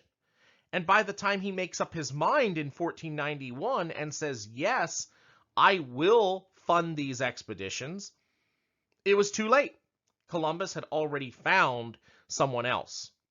Now, just imagine the difference world history would have made if it was Christopher Columbus sailing for King Henry VII of England instead of Ferdinand and Isabella.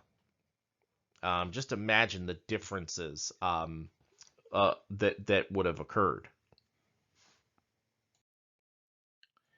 Christopher Columbus's next stop is to meet with the King of Aragon, King Ferdinand II of Aragon, and his queen, Queen Isabella I of Castile and Leon. Ferdinand and Isabella are second cousins. They're both descended from King John I of Castile. And in being second cousins, they had to get permission from Pope Pius IV to marry. This was negotiated through the Spanish Cardinal Rodrigo Borgia. Remember him. We'll talk about him in a few minutes again. Now, their marriage was very important because the marriage of Ferdinand II of Aragon and Isabella I of Castile and Leon personally unified 2 of the largest kingdoms in Spanish Iberia. We consider their marriage to be the traditional, unofficial founding of Spain. Once they get married and they combine their kingdoms, they begin looking to turn these kingdoms into a major power. And they'll start by reuniting Iberia by defeating the Muslim Emirate of Granada in 1492. So throughout their reign, they are fighting a holy war to reconquer the Iberian Peninsula from the Muslims in Granada. As this is going on, they will also institute the Spanish Inquisition. And this was done to root out suspected Christian heretics, kill them, and all Jews and Muslims will be expelled from the Iberian Peninsula. These 2 were the dictionary definition of religious zealots. Now, here is a picture of Christopher Columbus meeting with Ferdinand and Isabella. Now, I want to make it clear that of all the pictures I've provided you, these are by far the worst when it comes to historical accuracy. They're wearing clothes that people would have worn in the 16 and 1700s, and this is 1492. So obviously, this is not a historically accurate picture. By the way, we know that Columbus looked nothing like this because we actually do have some good pictures of Christopher Columbus, one of which I showed you above with his introductory slide. Well, what this painting is showing is Columbus meeting with Ferdinand and Isabella. And as you can see, Ferdinand doesn't even look like anything like his official portrait one slide above. So obviously, they took quite a few liberties with this. Well, the monarchs both will turn over the plans to their scientific committees for study. And after a few weeks, the scientists will convince both Ferdinand and Isabella to decline. They say this is just not practical. Don't go through with this at this time. But Ferdinand and Isabella are not ready to give up on it completely. They want to make sure that Columbus does not have any other offers. And so they tell him to stick around. They tell him to stick around here in 1490, 1491, and they will grant him an annual allowance and also a royal decree ordering any Spanish town to give him free room and board. Now you might ask, why were Ferdinand and Isabella so generous to their guest? Well, they didn't want him to take his plan anywhere else. They said, it's interesting.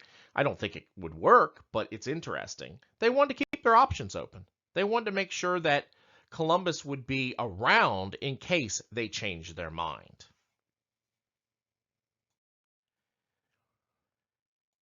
This is a map of the Iberian Peninsula, approximately 1480 AD.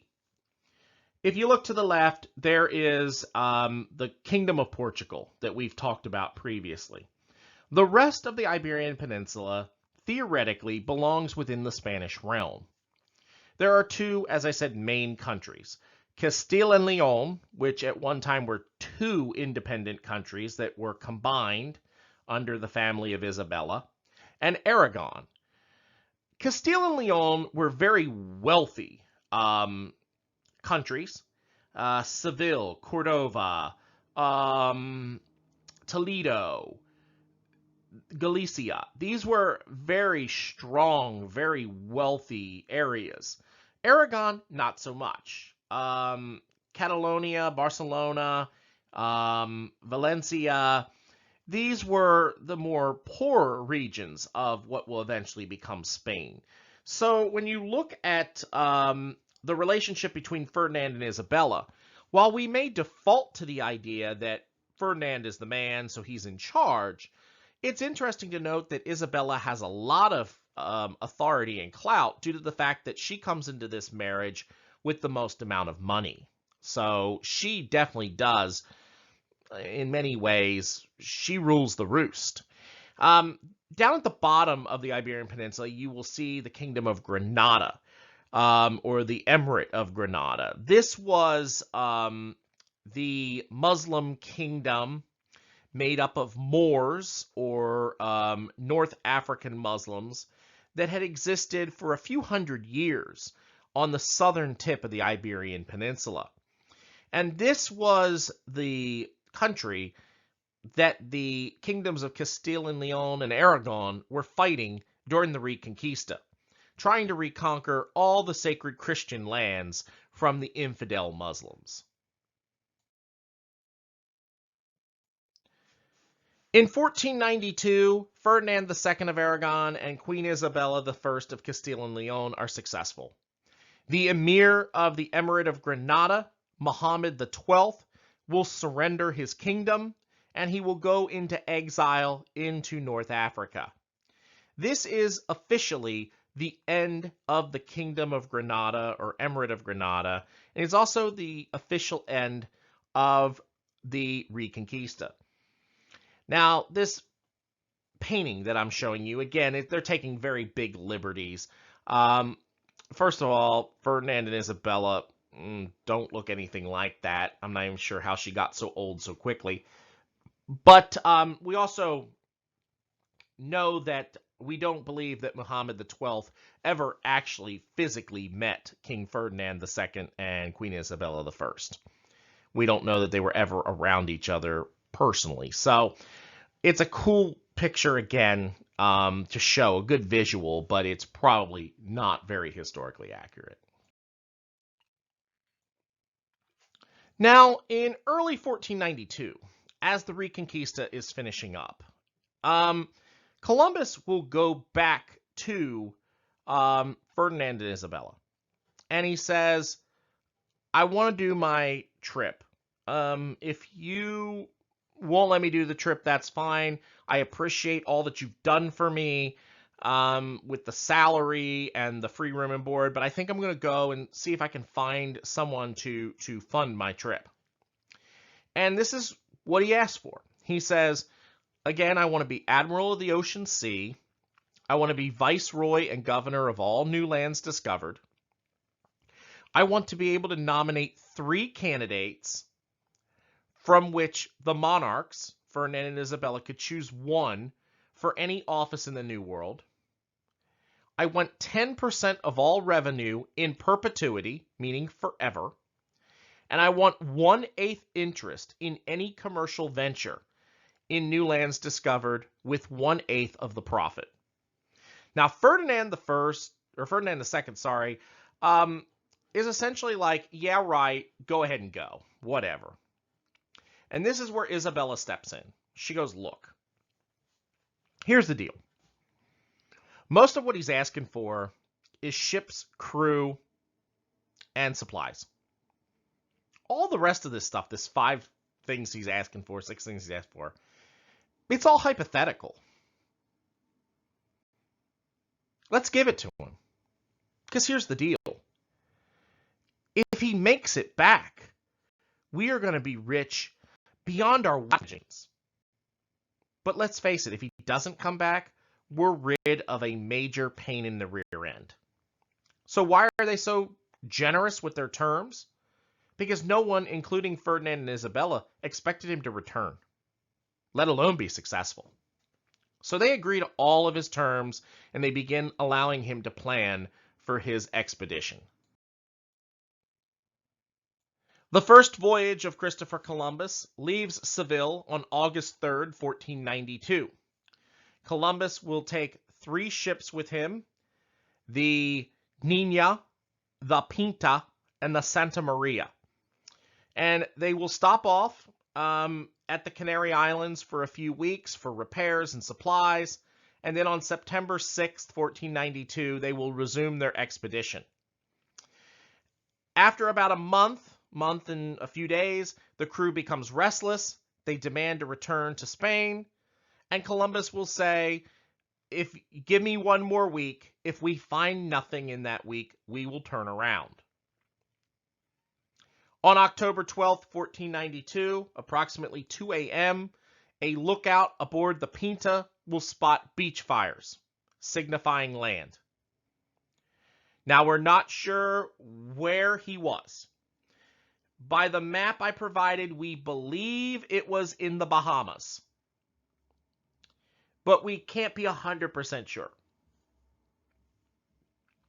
He did name the island that he first found, San Salvador, or Blessed Savior. When he got off the boat, he found that the natives were friendly and peaceful. Columbus referred to them as the Los Indios because he still believed that he was off of Asia, or the Indies. He then sailed to the northeast coast of Cuba in October, then to the northern coast of Hispaniola in December. It was there in Hispaniola that the Santa Maria ran aground on Christmas Day, forcing Columbus to leave behind some of his crew members. 35 members of the Santa Maria crew were left in Hispaniola. They built a quickly built fort called La Navidad, or the Christmas Fort. The fort was built out of the remains of the Santa Maria. After the fort was built and Columbus felt that his men were safe, on January 13th, 1493, he began to head out. He encountered some hostile natives near present-day Dominican Republic, and then he headed back, and in February of 1493, he returns and he stops in Lisbon, Portugal. Now we can all figure why he stopped in Lisbon, Portugal. He stopped there to gloat. By the time he arrived in Seville on March 15th, 1493, there was a crowd waiting for him, including King Ferdinand II and Queen Isabella I. Columbus did it. He successfully found what he believed to be the western water route to the Indies, to Asia. Here is an artist representation of Columbus landing at San Salvador. You can see some really great imagery on this. First of all, there's the three ships, the Nina, the Pinta, and the Santa Maria. By the way, this artist was quite more historically accurate in his attempt. The ships were most definitely what we would think of as the Nina Pinta and the Santa Maria. The Spanish soldiers obviously looked very close as well, with the metal hats and the helmets and everything. If you look at Columbus, he's got the flag there. The flag is actually the standard of Castile, Leon, and Aragon. It's got F and Y on it. F is, of course, stands for Ferdinand, and Y stands for Isabella.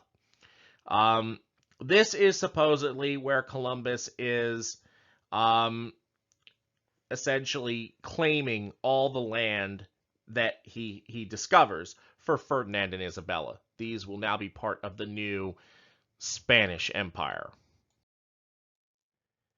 Now, this voyage, no matter what you think about Christopher Columbus, and he is today a very controversial figure, but the first voyage of Christopher Columbus ushered in one of the most important events in American and world history, mostly world history, called the Columbian Exchange. Now, what is the definition of the Columbian Exchange? Well, it's essentially a widespread exchange of things between the Old World and the New World, the Eastern Hemisphere and the Western Hemisphere.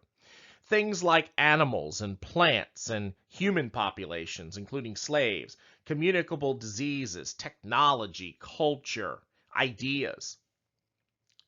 And it is one of the most significant events concerning ecology, agriculture, and culture in human history. Okay, this one event alone, the Columbian Exchange, created the modern world that we know today. This is the beginning, if you're looking for a good definition, this is the beginning of globalization. This is a list of the plants that the Old World will provide to the New World. So these are plants that are found in Europe, Asia, and Africa that will eventually be relocated here to the New World, exchanged with the New World. Look at some of the things on the list. Things like bananas, barley, coffee, things that you think of as being grown here.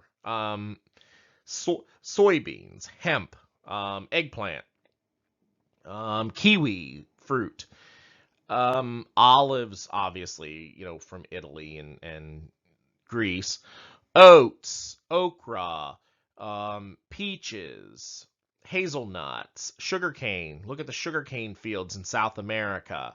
The wine grape, the cinnamon, watermelon, Brussels sprouts, collard greens. These are all plants that had been found in the Old World, Europe, Asia, and Africa, and are brought to the New World of North and South America.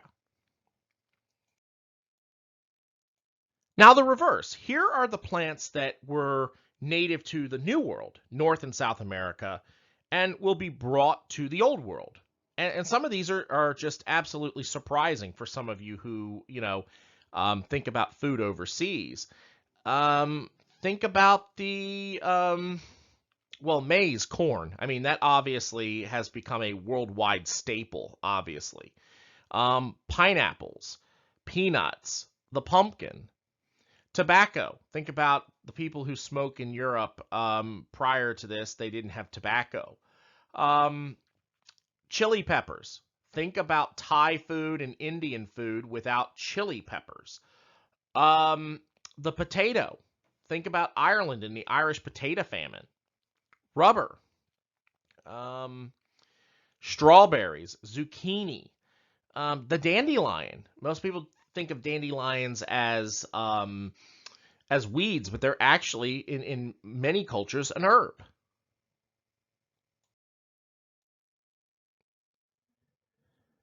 Here are some of the animals that existed in Europe and will be introduced to the New World, North and South America. Things that we see today in our daily lives that we don't even think about.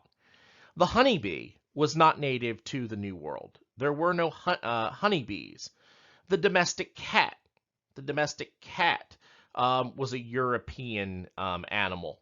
The camel from the Middle East. The chicken.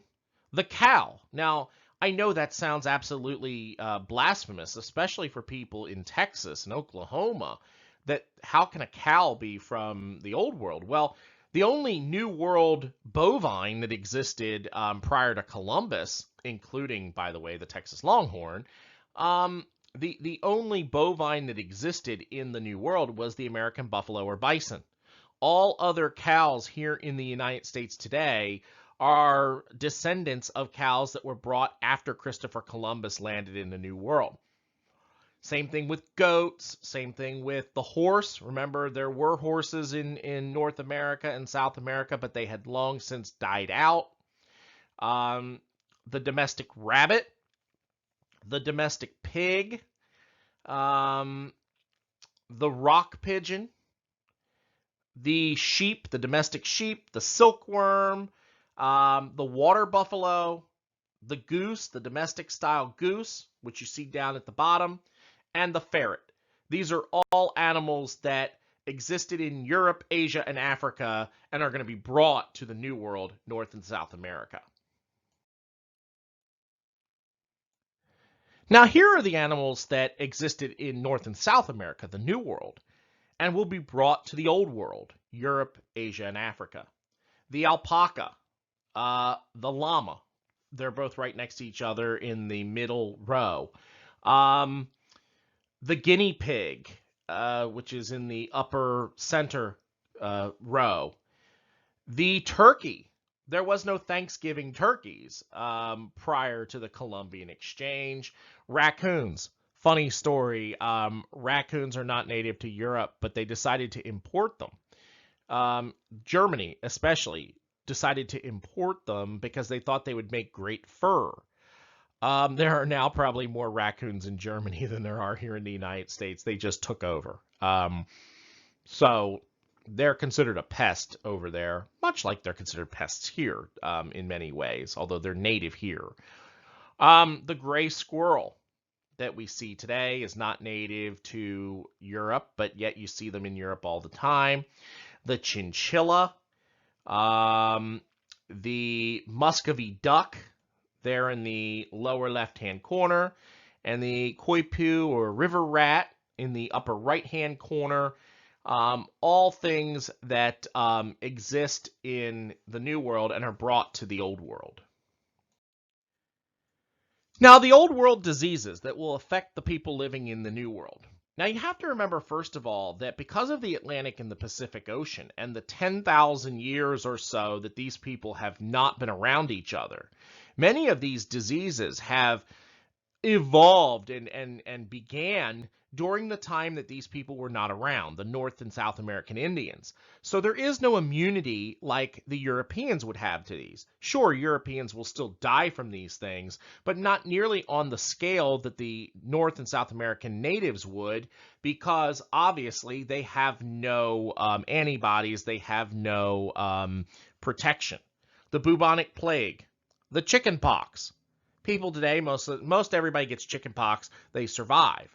Chickenpox was deadly to the Native Americans who had no resistance, cholera, just the regular flu, influenza, leprosy, malaria, measles, scarlet fever, smallpox. Smallpox killed more Native Americans in North and South America than any other disease probably combined. Typhoid and typhus, yellow fever, yawls, the common cold, diphtheria, and whooping cough. These are all diseases that the Old World settlers and explorers brought to the New World and did a real good job of wiping out the Native Americans. Now, while the New World was decimated by European diseases, just note that there are some diseases that the New World gave to the Old World. By far, my two favorite is Bajil, or the endemic syphilis, and syphilis. I think you guys can figure out how that was given to the European settlers. Jagus disease, hepatitis, Pinta, and yawls, the American version of yawls. These are all things that, by the way, Europeans did not have any resistance to because they evolved here. And therefore, when the Europeans got hit with them, especially syphilis, it was bad. It was very, very bad for them. So there is some communicable diseases on the other side as well. Now, just to sum up the Columbian Exchange, and I really want to go over this because I think it's important to mention. When you think of the Columbian Exchange, let's just pretend that the Columbian Exchange never happened. Let's just pretend we're all living in Europe and we're all descendants of Europeans, and no one knows that the New World is here. Just imagine a world where there's no oranges in Florida. Florida orange juice. There's no bananas in Ecuador. There's no paprika in Hungary, meaning no paprika in Hungarian food. Here's the big one, no tomatoes in Italy. Just imagine that there was no tomato sauce being used in Italy prior to 1492. Everything was olive oil. No coffee in Colombia. I mean, that's a big one. No pineapples in Hawaii. No rubber trees in Africa. No cattle in Texas. No donkeys in Mexico. No chili peppers in Thailand and India. No cigarettes in France. No chocolate in Switzerland. The entire world would be a completely different place without the Columbian Exchange. And that's why the Columbian Exchange is so important. Now, quickly, I'm going to just run through the other 3 voyages of Christopher Columbus. We did the first one. I'm just going to kind of go through these quickly so that we can move on. The second voyage was from 1493 to 1494. Columbus takes 17 ships and 1,200 men. This time, this is an invasion, aka colonization effort. Priests, farmers, and soldiers. He arrives in the New World in November. He explores the Lesser Antilles, including places like Antigua, St. Kitts, and St. Croix. He then explores the Greater Antilles island of Puerto Rico. It's from there. He actually named the island San Juan Bautista in honor of John the Baptist. That is why the capital of Puerto Rico is San Juan. He arrived at Hispaniola in late November, approximately a year after or so that he left La Navidad. When he arrived at La Navidad, it was in ruins.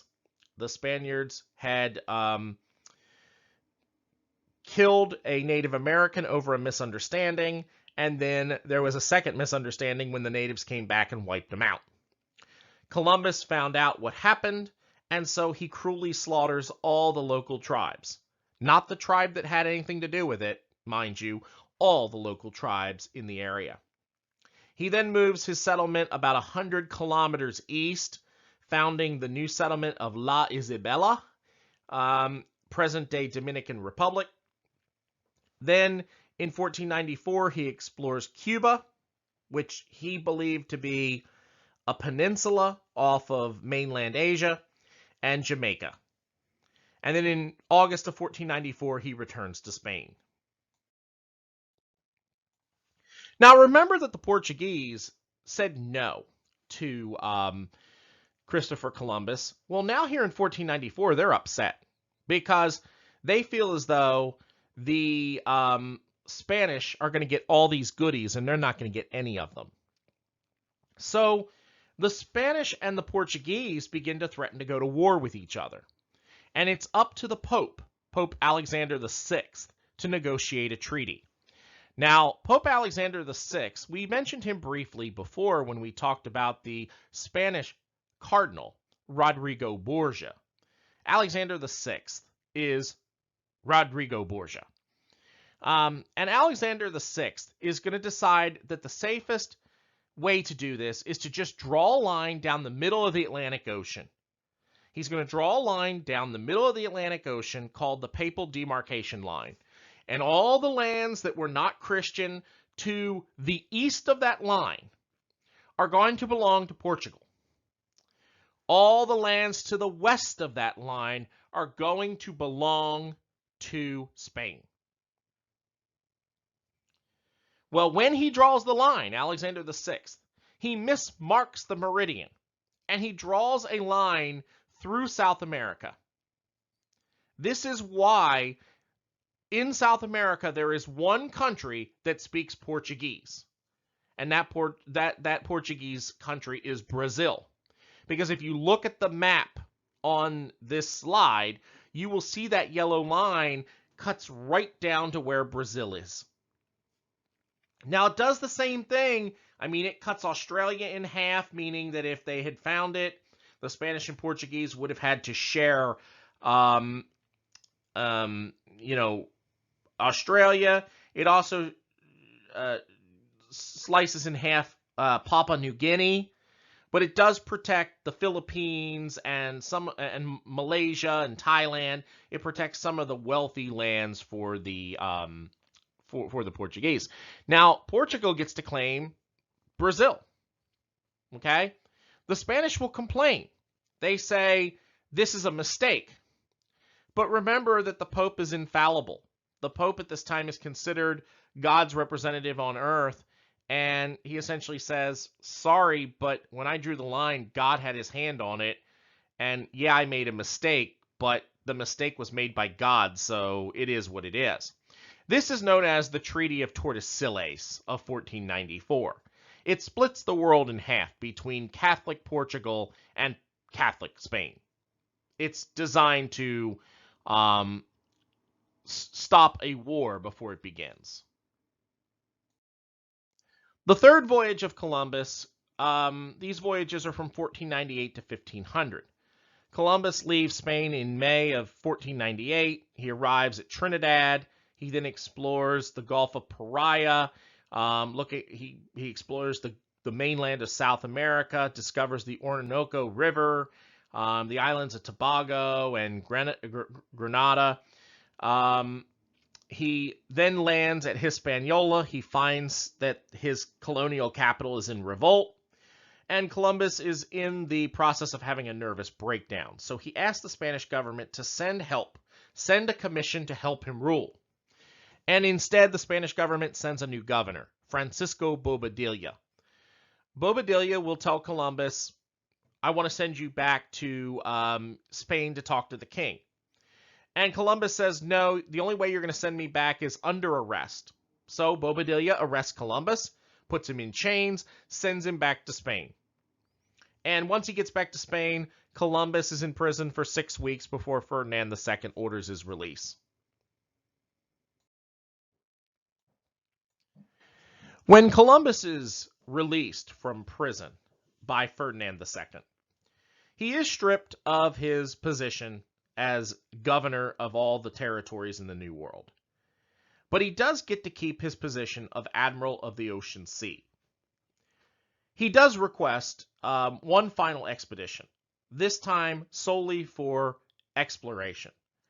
And Ferdinand II, who had just recently lost his wife, Queen Isabella, grants this final expedition for old time's sake. But he does put a caveat on that. He does order Columbus to stay away from the Spanish colony of Hispaniola.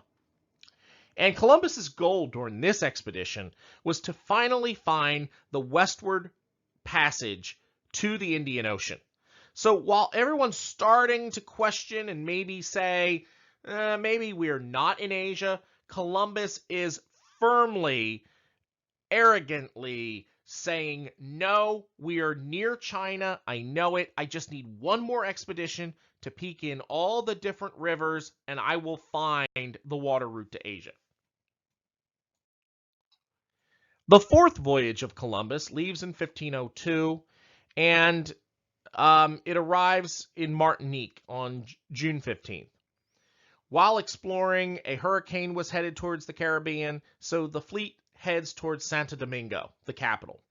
But Governor Bobadilla refuses them safe haven, so they are forced to take refuge in the Jena River. At about the same time this is happening, the first Spanish treasure fleet will leave, and they refuse to listen to Columbus's warning. And a hurricane comes in and sinks the treasure fleet, including Governor Bobadilla, who had been aboard. And only a few of the ships arrive in Spain. Ironically, one of the ships that arrived in Spain was the ship carrying the money and belongings of Christopher Columbus. I mean, you can't make this stuff up. He is just absolutely the luckiest man on the planet. After the hurricane, he stops off in Jamaica. He then travels the coast of South America, exploring Honduras, Nicaragua, Costa Rica, and Panama. He then, due to damage from another tropical storm, is forced to beach his ships at St. Anne's Bay, Jamaica, in June of 1503. And there he is forced to wait 1 year while waiting rescue from the new governor. Now, Columbus is going to make friends with the natives, so he's not going to have to worry about them. He does so by predicting a lunar eclipse. So they do think of him as a sorcerer or a god of some kind. In reality, he had a book written by a German astronomer. He knew when the lunar eclipse was coming. They were rescued in June of 1504, just a little over a year after they got stranded there, and he arrived home in November of 1504. This is a picture depicting Columbus accurately predicting the lunar eclipse. As I said in the previous slide, the Indians of the area, the natives of the area, believed him to be a warlock or a sorcerer because he was able to accurately predict the lunar eclipse. The natives of the Caribbean islands were not as advanced as those of Mesoamerica, South America, so they didn't quite understand lunar and solar eclipses as an astronomical thing. They saw it more as a omen, a good omen or a bad omen. So they will take care of him during the year that he is stuck in Jamaica.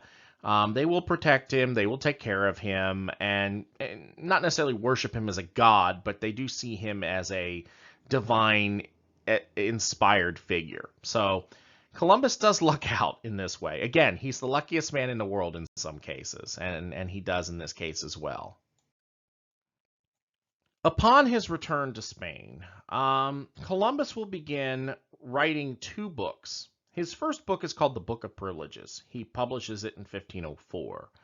And this is where he will argue that the Spanish government was in default of their contract and that they should pay him.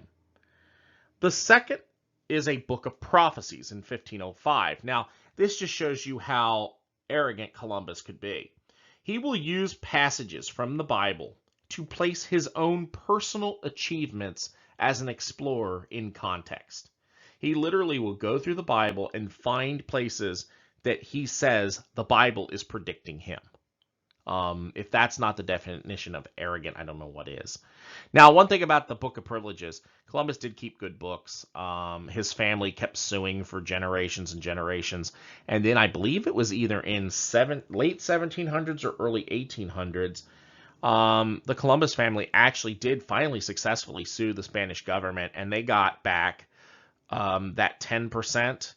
They got back that 10% in perpetuity, which meant forever. They got one lump sum with interest. So the Columbus family, the descendants of Columbus in Spain, are quite wealthy. Now, Columbus died at the age of 55 years old on May 20th, 1506 in Valladolid. We don't know exactly what he died of. We believe it was a heart attack caused by reactive arthritis. Here is a picture of his tomb, theoretically. Where was he buried? Well, we don't know. Some say he was buried in Cuba. Some say he was buried in Santo Domingo or Haiti. Some say he's buried in Seville, Spain. I believe he's in Seville, Spain. But there are people who do believe the story of him being, buried in the New World. It's up for debate. Now the question is, why is the New World not named for Christopher Columbus? Why is it called America? Shouldn't it be called Columbia? Well, that is a good question. Why do we not call the New World a name dedicated to Christopher Columbus? Well, that's because until the day he died, Christopher Columbus refused to accept or admit that the land he discovered was actually another landmass. Until the day he died, he continued to argue that it was island chains off of Asia. He truly believed that he was just a few miles here or a few miles there, kilometers, from discovering China and Japan. And so because of this, he is never actually given the credit of being named, of having the New World named after him. So the question is, who is the New World named for? Well, Amerigo Vespucci, a Florentine observer aboard a Portuguese ship, Florentine is Florence, so Italian, will write to a friend, the German mapmaker, Martin Waldersee-Müller.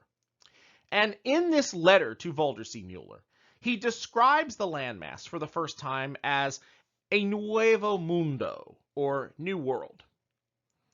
And Waldersee-Müller, when he is creating his new map, his map of the world, which you can see down here at the bottom of the slide, Waldersee-Müller decides to name the landmass America, the feminized Latin version of the first name Amerigo, in honor of his friend. So that's why we are Americans and not Colombians. It's because Amerigo Vespucci, the Italian for Amerigo Vespucci for Amerigo is Americus. Amerigo is male, Americus is male, and then you drop the US and make it A to be the feminine, America. That is why it's the United States of America and not the United States of Colombia, because Vespucci accurately identified this in writing as a new world. Now, as soon as 1492 came around, the Spanish Empire began sending out their conquistadors to the New World. Now, what is a conquistador? These are professional soldiers who had fought in the service of the Spanish monarchs during the Reconquista. Reconquista, conquistadors. These will be the troops that will be used to colonize the New World. These troops had recently fought the Reconquista. They were battle-hardened, and they did carry some of the most modern technology that they had in Europe at the time, muskets and cannon. So obviously, it's not going to be a hard decision to send these people over to the New World. They're going to be quite effective against the North and South American natives. The first of the New World conquistadors is Vasco Núñez de Balboa. Balboa was a Spanish explorer searching for gold and silver on the mainland of Central America. And while he's exploring Central America, the local tribes tell stories of a civilization of gold that resided across the Great Waterway to the south. So he crosses the isthmus connecting the North America to South America in 1513. And he will become the first European to see the Pacific Ocean from the shores of the New World.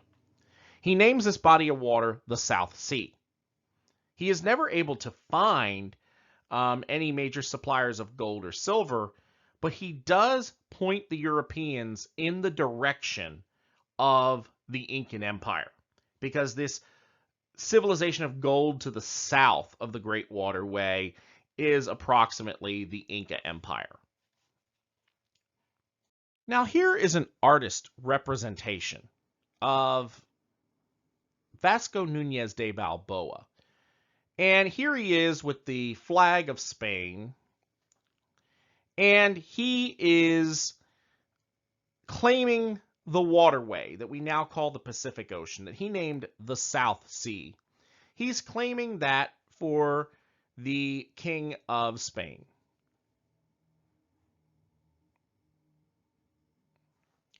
Now remember that Balboa, as I said in the previous slide, is the first European to see the Pacific Ocean from the North American shores. He's also actually interesting in he's, I think, the first European that saw the Atlantic and the Pacific from the same time, or, you know, the Caribbean Sea, however you want to describe it. But when he was in the mountains that go across the Isthmus of Panama, that go up and down, when he was climbing those mountains, when he got to the summit of the mountains, on one side he could see the water that he had traveled in on, and then on the other side he saw the water that he eventually discovered, the South Sea or the Pacific. So I believe, although I'm not 100% sure to make this accurate claim, but I truly do believe that he is the first European to see both the Atlantic and the Pacific at the same time. The second of the Spanish conquistadors is Juan Ponce de Leon. Ponce de Leon was the first Spanish governor of Puerto Rico. And while he's the governor of Puerto Rico, he decides to lead an expedition looking for undiscovered lands to the west. He will send 3 ships with 200 men, and they will land in April of 1513 in a landmass that they thought was an island. This landmass he will name La Florida, because April is the season of flowers, or the festival of flowers. It's the Easter season, and the shores were lined with flowering plants. We believe he landed somewhere near present-day St. Augustine, Florida. Now, the native people, by the way, knew Spanish when he landed there, possibly because of Spanish slave raiders landing in Florida. So here you go. Already by 1513, 1514, the Native Americans knew some Spanish. This is only, 20 years after the landing of Columbus. So the natives have already started to learn Spanish, but he does become the first recorded European to land in the mainland of North America. But again, since the native people knew Spanish, he was not the first European or first Spaniard to land in mainland North America. He's just the first one we know of. Here is a artist representation of Ponce de Leon meeting with the local native tribe in the eastern coast of Spain. Now, I don't know which tribe he's reportedly meeting with. That's up for debate. But why was he there? Well, first of all, he was there to explore. He was there to look for gold and silver. But there was something else that he was looking for that we're going to talk about in a few minutes that is a little more scandalous. One thing about Ponce de Leon is Ponce de Leon saw himself as a ladies' man. He saw himself as youthful and attractive.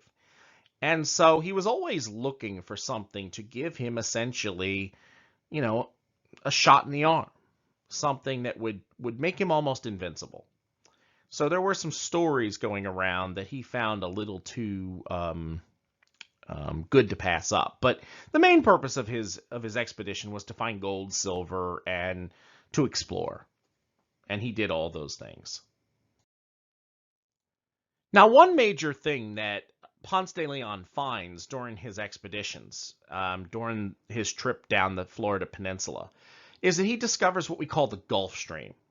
The Gulf Stream is a river, an ocean current, that circulates the ocean waters. These powerful currents will make eastbound ships more easily able to return to Europe. The trip back to Europe will be much quicker if they're able to follow the Gulf Stream. This was a major accomplishment of Ponce de Leon during his expedition to Florida.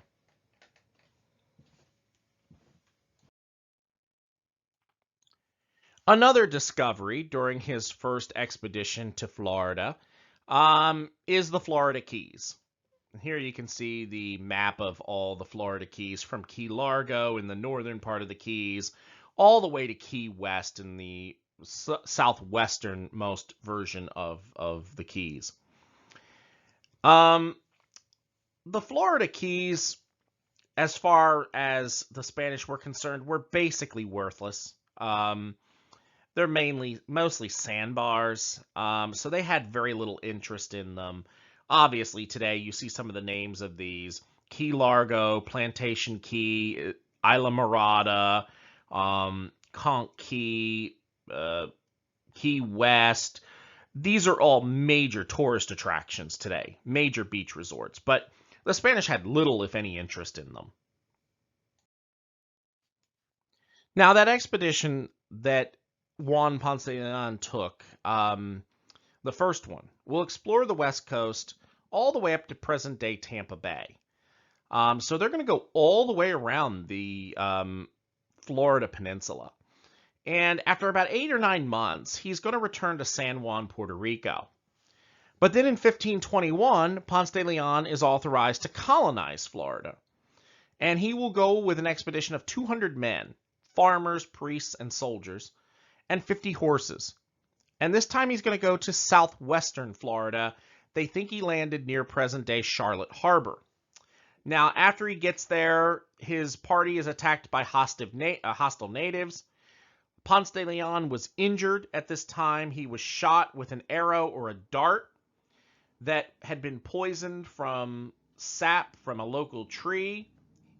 And so the expedition is forced to retreat to Havana, Cuba. Ponce de Leon is deathly ill, and eventually he does die from his wounds. And here is the tomb of Ponce de Leon in Havana, Cuba. Now, I will say that part of the expedition in 1521 was also to look for this mythical thing that he was so interested in that was supposedly located in the southwestern part of Florida, where he was going to be colonizing. Now, that mythical thing that Ponce de Leon was looking for was called the Fountain of Youth. Well, according to the popular myth, that was what his real motivation was. This is something else we learn in history in a younger level that, is a little bit simplifying. According to the popular myth when we're young, the real motivation for the expedition was the search for the Fountain of Youth. Natives in Puerto Rico had been discussing this for a long time, that an island on the west had a Fountain of Youth. And by the way, stories like this have existed on both sides of the world since the beginning of time. Waterways that would give you everlasting life. I think there was actually a book called Tuck Everlasting that dealt very much with this same type of thing. Now, while this is probably another factor, the idea of gold and silver, that was the primary reason he went. But obviously, if he could find a Fountain of Youth, obviously he would have done it. Now, what do we believe was really this Fountain of Youth? Well, we believe that Ponce de Leon confused the native words. The native word vid, V-I-D, or vine, that he confused the word vid for vita, meaning life. This would have turned the phrase that the natives were saying, fountain vine, into fountain of life or fountain of youth. And if you look down here, this is the Bahamian fountain vine. I don't know. This myth is, the myth of the Fountain of Youth is not really attributed to Ponce de Leon until after he dies. So a lot of historians are skeptical of its legitimacy. I wasn't there. I don't know.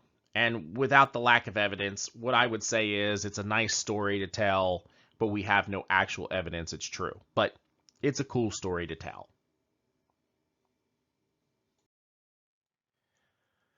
The last of the Spanish explorers was actually from Portugal, and his name is Ferdinand Magellan. Ferdinand Magellan sailed for the Spanish Empire, but was a Portuguese citizen. He had wanted to sail for the Portuguese, but they weren't hiring. So what he decides to look for is the western water route to Asia. His goal is to sail around what they now believe is a new landmass, North and South America, find the entrance to the Pacific Ocean, which they know exists, and then turn around and come back. He's essentially going to complete the original mission of Christopher Columbus, to find the Spice Islands in Asia from the west.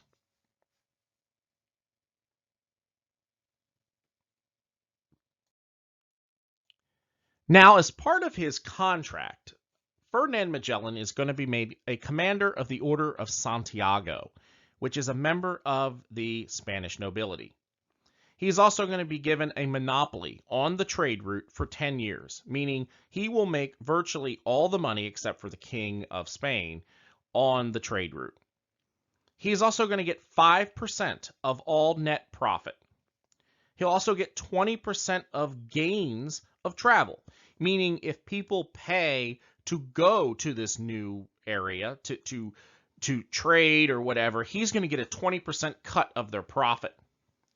Finally, any land that he discovers that has no one on it, no civilized society, he will get to appoint the governor of any colony on land that he discovers. So very similar to the Columbus contract. Magellan leaves in August of 1519, and he has 5 ships with a crew of 270 men. The King of Portugal finds out that Magellan has essentially turned traitor and started working for the Spanish, and he will send a naval fleet to arrest Magellan. Somehow, even though they have 5 ships, the expedition is able to avoid the Portuguese the entire time. In November of 1519, the expedition crosses the equator. By December 6th, the expedition lands near the South American coast. On December 13th, 1519, it anchors to resupply at Rio de Janeiro. On January 10th, 1520, the fleet will arrive at Rio de la Plata. Most of the fleet stays there while the Santiago goes out on a reconnaissance mission, and it's there that it is wrecked. So now Magellan is down to 4 ships, and those remaining ships will continue south, exploring and mapping the coast. On October 21st, 1520, they will arrive at Cape Vergines, which is the southern tip of South America. This is really the beginning of the straits that cut off mainland South America from the islands to the south. It's at this time that the second ship, the San Antonio, will desert. It returns to Spain. So now Magellan is down to 3 ships. On November 1st, 1520, the ships travel through the straits. Magellan will name them All Saints Channel in honor of All Saints Day, which is November 1st. And he'll name the body of water Mar Pacifica, or Pacific Ocean. And this is because the stillness of the Pacific compared to the Atlantic. By the way, this All Saints Channel that he names is now obviously named the Straits of Magellan for Magellan. On February 13th, 1521, the expedition begins heading northwest, crossing the equator. In March of 1521, the fleet arrives at the Marianas and Guam Islands. In March 15th, 1521, Magellan will reach the Philippines. This is the first Spanish expedition to reach the Philippines from the west. It's the first Europeans to reach the Philippines from the west. It's the first Spanish to reach the Philippines, period. The Portuguese did do it first, but they came the eastern water route. So the crew is now 3 ships, and it's down to 150 men from the original 270 that left Spain in August of 1519. So almost 2 years later, and you've lost 2 ships, and you're down from 270 to 150. You're looking at 120 men lost already. While Magellan was visiting with the local tribes, he's trying to convert them to Christianity. And while there, one of the local tribes accuses a group of natives on the neighboring island of Mactan of attacking other islanders, selling them off as slaves, and also of cannibalism. And so, in order to convince the local tribes to convert to Christianity, Magellan will actually lead a military expedition to the island of Mactan. His goal is to destroy the natives of Mactan, to give these new natives peace, and then the local tribes will convert to Christianity. Well, it's a complete disaster. Magellan and his men fight them viciously. By the way, Magellan is, I will give him credit, he is a true man. He leads the assault on the beach himself, and he is the last person to head towards the ship. He doesn't make it back to his ships. The natives swamp him and kill him. From what I understand, they also then ate him. But this is known, April 27th, 1521, is known as the Battle of Mactan. And it is the first recorded European war with Pacific Islanders. Well, now that Magellan is dead, the command of his expedition will now fall to his second in command, Juan Sebastian Elcano. He's now going to be in charge of the expedition. And he has two options. He can either, he's done what they were supposed to do. They found the Philippines, they found Guam, Marianas, they knew where they were. So the question is, do we turn around and go back and return to Spain by sailing the way we came, which was essentially into the unknown, or do we continue going west towards the charted waters that we already know of, the Indian Ocean and back to the Atlantic? Well, the water ahead had been explored by the Portuguese for decades. The maps were there. The water behind them, by the way, also possibly had a Portuguese navy looking for them. And at the same time, the Concepcion abandoned them.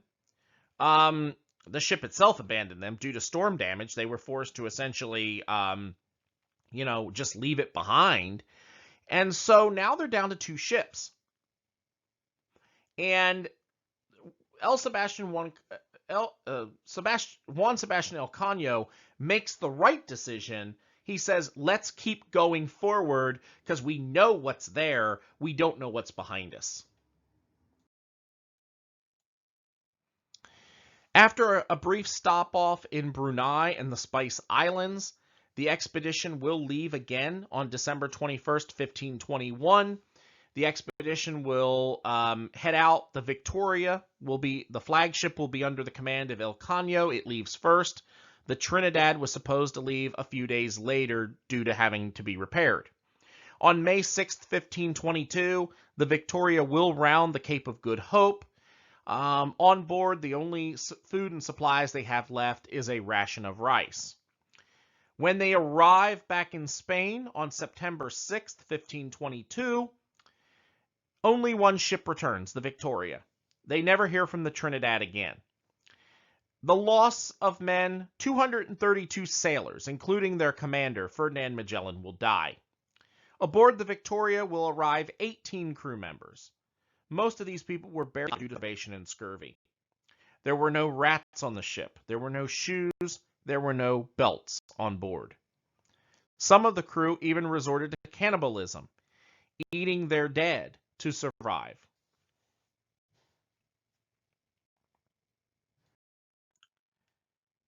Here is a map of the Magellan-Elcano circumnavigation. As I said, Magellan is in command of this until he dies in 1519, and Elcano will be in command from then until he returns in September of 1522. You can kind of basically see everywhere they went. There is a cross on this map. You can see it there where it shows where Mactan is. That is where the change of command happened. But this was an important event. This is the first circumnavigation of the globe. The first people who went around the world. So that is a major achievement for 1519 to 1522. Now, what is the legacy of the Magellan-Elcano voyages? Well, first of all, this is the first expedition to circumnavigate the globe. Now, it was not the first expedition that sought to do that. That will be later on. But this is the first expedition that goes all the way around the world. It's also the first expedition to navigate the straits connecting the Atlantic Ocean to the Pacific. So they are the first Europeans to see the demarcation line between the two oceans. It's also the first expedition to make major wildlife observations. Animals that were unknown to European scientists at the time. Animals like the penguin or the guanaco, two animals that the Europeans had just never even thought of. It also settled the question of the size of the Earth. The voyage traveled 60,440 kilometers, which is approximately 37,560 miles. So within a few, we basically know the size of the Earth, and we know that the ancient Greeks were pretty close. We also find out that there's a need for an international dateline. When the expedition returned, they were a day behind, despite the fact that they kept accurate logbooks. This was so puzzling that a papal committee was convened to study the problem. And they determined that the world was so large that they, instead of just having, time zones, that they needed a date line. And so that is what's going to happen here in the 1500s. They're going to begin planning for a date line. Scientists on the expedition will also write about the Magellanic Clouds. These are two nearby universes that are really only ever seen from the southern hemisphere. This will add to the European star charts after the expedition. So these are major, major events. This handsome devil, I'm sure you know what this is. This is, of course, a penguin. In the journal entry of the Magellan expedition, they described a black goose that needed to be skinned and not plucked. Obviously, we realize that what they are referring to is, of course, a penguin. Penguins were considered a very odd creature for Europeans at the time, when almost every bird they had ever seen flew and also was covered in heavy feathers. And of course, obviously, the penguin does neither. It swims and it has very, very light feathers. This handsome devil here is a guanaco. It's basically in the llama or alpaca family. And in the Magellan expeditions, they described an animal that was a camel without humps.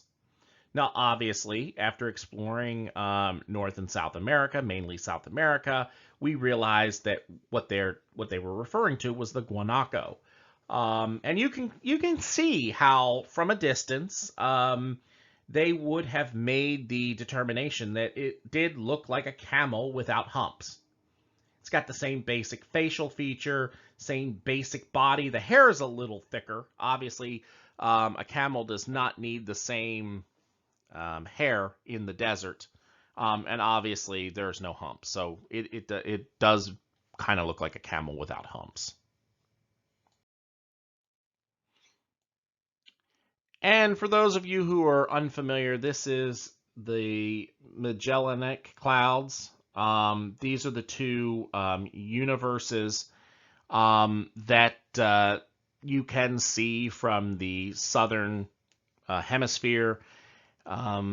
These were previously unknown to Europeans, so it was quite the mystery when they saw them for the first time. Now, obviously, we can't see them from where we are, at least not in this millennium. There is some discussion that the sky moves around, and so, it has been seen possibly before by humans, but just not in recorded history. So this expedition was the first one to explain the Magellanic Clouds. So very interesting if you're into astronomy. and just a few more explorers to talk about briefly, and then we will, get into the other countries. Um, the expeditions of Panfilio de Narvaez and Alvaro Nunez Cabeza de Vaca. This was an expedition that was sent in 1527 to map the western coast of Florida. 5 ships with 600 men. They arrived in western Florida near Tampa Bay area in April of 1528. Tampa Bay, St. Petersburg, it's basically the same area. So St. Petersburg, Tampa Bay, whatever you want to call it. They moved into the interior looking for gold and silver. All they ever found were hostile natives. They were tired of fighting these natives, so De Narvaez decides to rejoin the fleet and sail south to Mexico. Unfortunately for them, the ships are destroyed in a storm. All but 86 members of the expedition die. One of the survivors happens to be Alvar Nunez Cabeza de Vaca, who then takes command of the expedition. And they begin an 8-year walk along the Gulf Coast. By the time they get back to Mexico, only 4 of the original survive. Of that 300 men that landed near present-day St. Petersburg, the other 200 men stayed on the ships. Of those original 300, only 4 survived. Alvar Nunez Cabeza de Vaca was one of them. His North African slave, Estebanico, was another. The rest did not. By the way, Estebanico and Cabeza de Vaca are credited with exploring the Texas coast. So for those Texans out there, that is where they basically get their famous name. And one of the areas that they specifically stopped in was Galveston, Texas. So here is a map basically showing the trip for Cabeza de Vaca and Estebanico. You can see they started out in Hispaniola at Santo Domingo. They then stopped at a couple of the islands. They landed, I called it Tampa Bay. My other slide said St. Petersburg. Again, it's basically the same place. They then decided to then get back on the ships and head to Mexico. And that's when the trouble really began. And you can see the overland route they took. Notice that they did stop in November of 1526 in Galveston. So that is very important, at least for Texas history. And they don't arrive back to Mexico until the summer of 1536.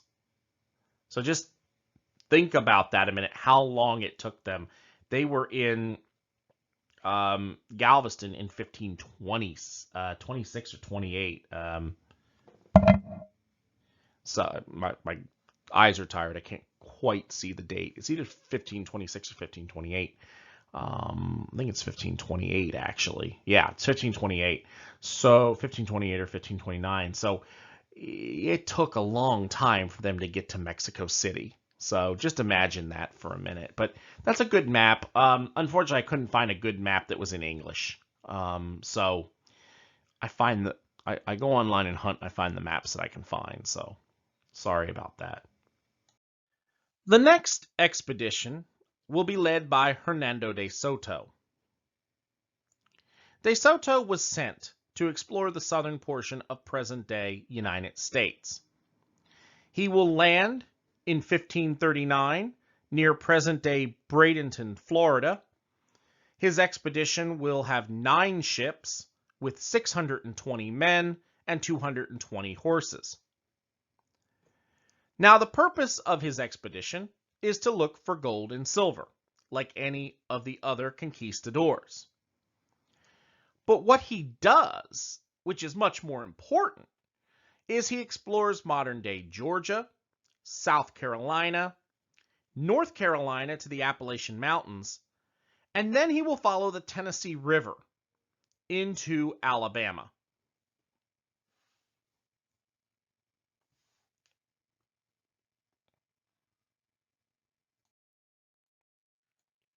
Once he gets to Alabama, more specifically the southern portion of Alabama, the expedition will encounter a fortified city that he called Mobila. And this is the first and most definitely probably the last European expedition to encounter the Mississippian culture. There was a disagreement between the two, which led to a battle, which eventually saw 2,000 natives slaughtered and their city burned to the ground. 200 Spaniards were killed, 150 wounded, of which another 20 would die within weeks. And after the Mississippian culture was attacked, shortly after, the Spaniards were then counterattacked by a group of Chickasaw, and the Spanish lost another 40 men in that attack. Another accomplishment of Hernando de Soto is that he will discover the Mississippi River. Now, we believe that he first saw the Mississippi River near present-day Memphis, Tennessee in 1541. Regardless if he saw it near present-day Memphis, Tennessee, or it was a few miles up or down, we do know that he is the first expedition to see and cross the Mississippi River. Now, I want to be clear, this is a artist's representation of what it was like when he discovered the Mississippi River. One thing I will point out is the use of teepees that the Native Americans are living in. Teepees are something that the Plains Indians would live in, so it's highly unlikely you would have seen teepees here in the Mississippi River Valley. But otherwise, it's a neat little visual. After crossing the Mississippi River, the expedition headed west, exploring portions of modern-day Arkansas, Oklahoma, and Texas. The expedition became the first Europeans to see what they called the Valley of Vapors. Today, of course, it's modern-day Hot Springs, Arkansas. On their way back towards Florida, though, Hernando de Soto died. We don't know if he died of a disease or from some injury or issue that he may have had. But what we do know is that his men were very, very upset by this, because many of the natives believed, because he told them, that he was the sun god. And now he's dead, so they don't know what to do. So what they do with him is, until they can get back to the Mississippi River, they put him in his armor and they continue to take him, around. Once they get to the Mississippi River, his body is weighed down and buried in the river. Then the new commander of the expedition, Luis de Moscoso Alvarado, will wear his armor, making it look like he is still alive. Here's a portrait, by the way, of the funeral service of Hernando de Soto being buried in the Mississippi River. Here is the proposed route that historians believe that de Soto took during his expedition. And then, of course, Moscoso did afterwards. You can see some important sites. You can see that they were in Florida, Georgia, where it says Ichisi, I-C-H-I-S-I. That's approximately where Atlanta, Georgia would be today. They were in South Carolina. They were in Tennessee. You can see that they were in Tennessee, modern-day Tennessee. They then came down into Alabama. Even though it sounds like they were near Mobile, Alabama, Mobile was probably closer to Montgomery, as you can see on the map. They then turned and went northwest, and that's where they crossed the Mississippi River. Mississippi River area where they would have discovered it is approximately Pachaya, which would be modern-day Memphis, Tennessee. So that's basically what you're seeing on this map. The lines in the red are de Soto. The ones in the blue are Moscoso when he was going through Texas. And then remember, they went back and sailed down the Mississippi River and went back to Mexico. That's the green. So that's what the map means. The expedition will return to Florida. They will board their ships, return to Mexico. They go down the Mississippi River. They go back and get the rest of their people that they had left offshore. They don't go back into Florida. And then they head back and they turn around and go to Mexico City. Now, the expedition is considered a failure by the Spanish authorities. It really brings no gold, no silver. They lose their commander. But one thing to note is that the swine that they bring on this expedition are now the ancestors of the Razorback pigs that you find in the southeast of America. The Arkansas Razorbacks football team named after them. The expedition also tells us many things about the biology and geography of the New World in that area. It tells us that it's not a place that the Spaniards are necessarily interested in. And also that the diseases carried by the expedition spread throughout North America, spread quicker than even the people did, and it most definitely led to the collapse of the Mississippian culture. Mobilia was probably the last of the great societies. The rest of them had been already wiped out.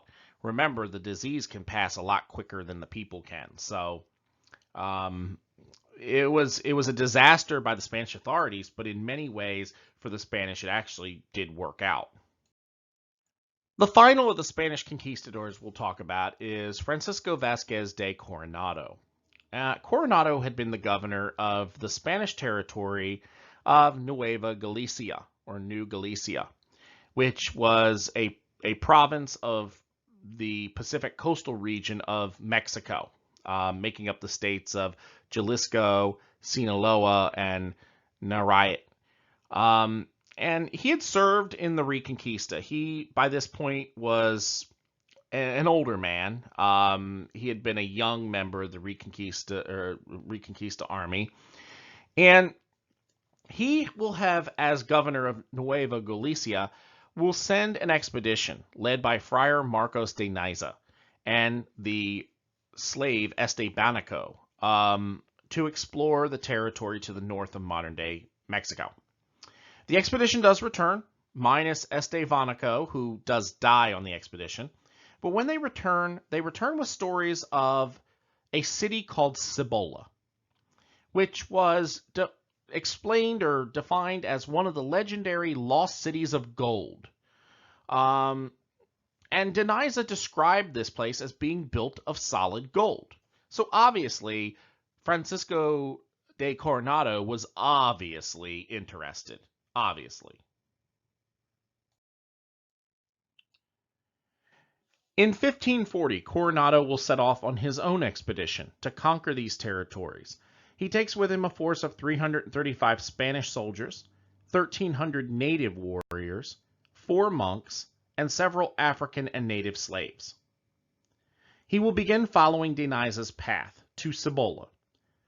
When he gets to Cibola, well, he's obviously surprised. All he finds is a city of mud brick buildings. Come to find out, de Niza never actually went close to Cibola, and the mud in the area was rich in quartz deposits, making the buildings, from a distance, look like they were made of gold and other precious metals.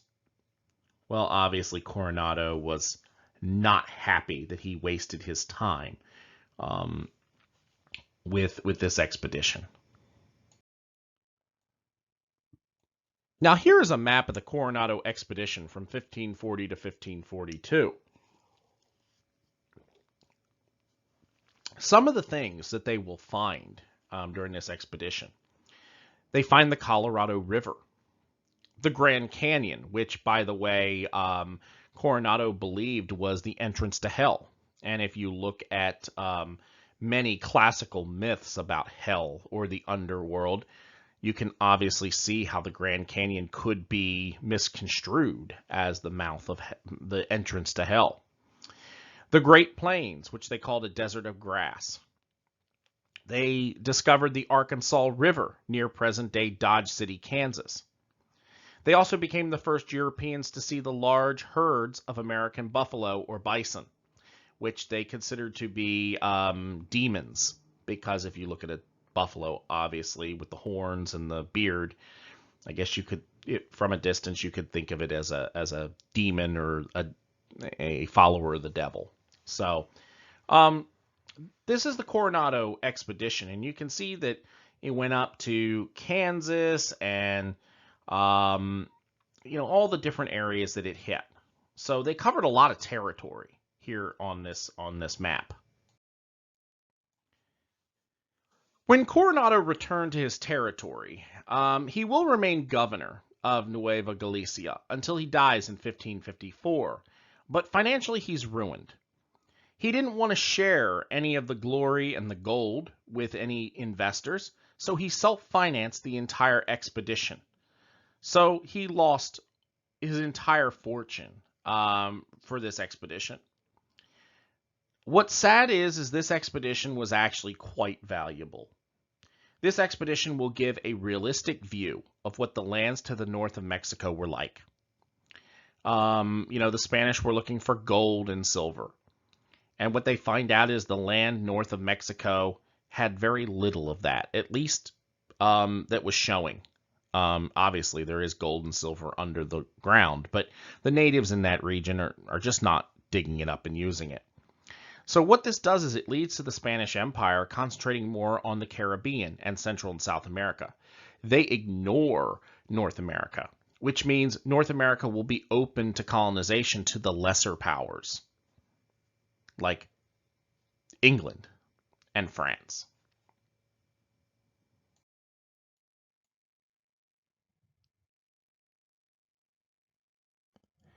The French explorations.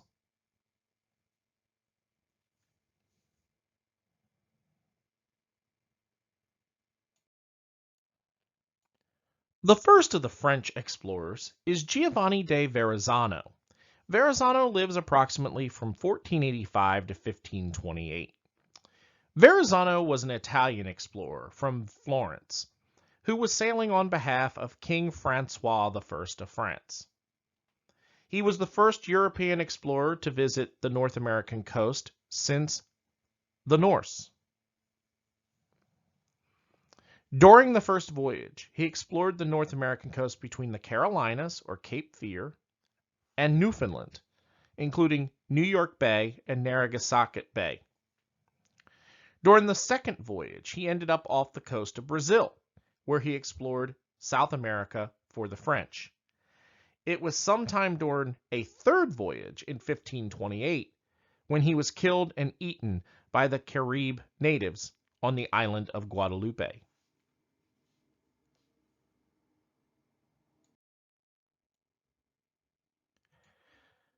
The voyage of 1524 is by far the most important voyage of Giovanni de Verrazzano because he lands approximately at Cape Fear and goes up the entire North American coast. He explores the Chesapeake Bay, he explores the Delaware Bay, he explores New York Bay and Narragansett Bay. So he really does explore basically the entire, what we consider to be the northeast portion of the United States. And all of these little towns here, my hometown is right there. Every one of these places celebrates the explorations of Giovanni de Verrazzano.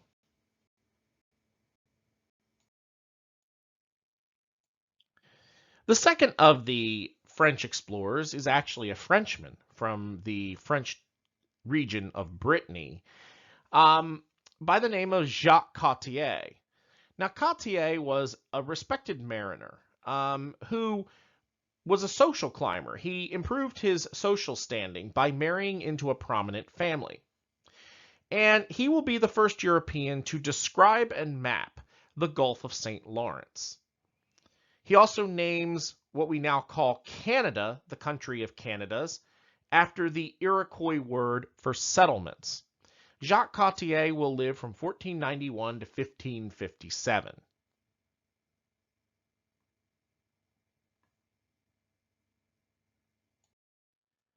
The first voyage of Jacques Cartier starts in 1534.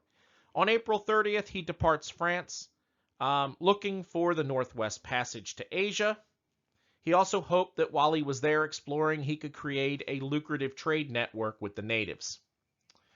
After a 20-day voyage, he arrives at Newfoundland in May of 1534. He will explore the Atlantic coast, the Gulf of St. Lawrence, and while there, he'll trade with the Iroquois Indians. He even takes a few Indians captive for his return trip to France. He returns in September of 1534, believing, like Columbus, incorrectly that he had reached Asia. His second voyage happened from 1535 to 1536. He departed France on May 19, 1535, with 3 ships, 110 men, and 2 Iroquois captives that he had taken in 1534. He reached the St. Lawrence River. He sailed down the river into the Canadian interior. Once he got to the rapids where his large ships could no longer go, near modern-day Quebec at a place called Stadacona, he set sail in a smaller vessel to Hochelaga, which is modern-day Montreal. There, it got to a point where the rapids were too bad and he could proceed no further. But he did get well into the St. Lawrence River, into the interior of Canada, essentially getting very close, to what is now modern day, the heart of modern day Canada. He returns to France in 1536. This time, by the way, knowing that he was not in Asia. This time he's now firmly convinced that, like everyone else is beginning to become convinced of, that he is in some kind of new world of some kind. The third voyage of Jacques Cartier will be from 1541 to 1542. On May 23, 1541, Cartier will leave for North America in 5 ships. His primary goal was to build a permanent French settlement, but his secondary goal was to find the mythical kingdom of Saguenay, who was supposed to be rich with gold and silver. He sails down the St. Lawrence River, building a settlement near Stadacona that he calls Charlesbourg Royal, or Cap Rouge, Quebec today. In his travels, he found no gold, no silver, and he wasn't able to go any further up the river than he had before. When he returns to France in 1547, the only thing he brought with him was a ton of items that he believed to be diamonds. Actually, they were quartz. They're very famous in Canada. There's actually a saying, as false as Canadian diamonds. And Charlesbourg Royal, the colony that he set up there near Stadacona, was abandoned in 1543 due to disease, bad weather, and hostile natives. So this first settlement in Canada will be a failure for Jacques Cartier. Samuel de Champlain is the next of these explorers. He will live from 1574 to 1635. Now, what can I say about Samuel de Champlain? Well, he did a little bit of everything. He was a navigator, he was an explorer, he was a draughtsman, he was a cartographer or a map drawer, he was a soldier, he was a geographer, he was an ethnologist, a diplomat, and a chronicler.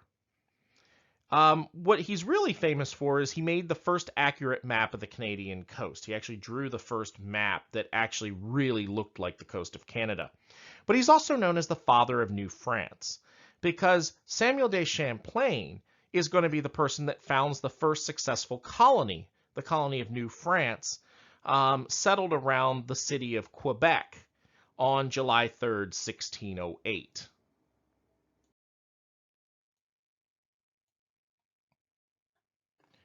Here is the map that Samuel de Champlain drew of the Canadian coast, which was considered to be at the time the most exact copy of a map of the coast of Canada. Here is an artist's representation of Samuel de Champlain meeting with the Iroquois Indian on the St. Lawrence River.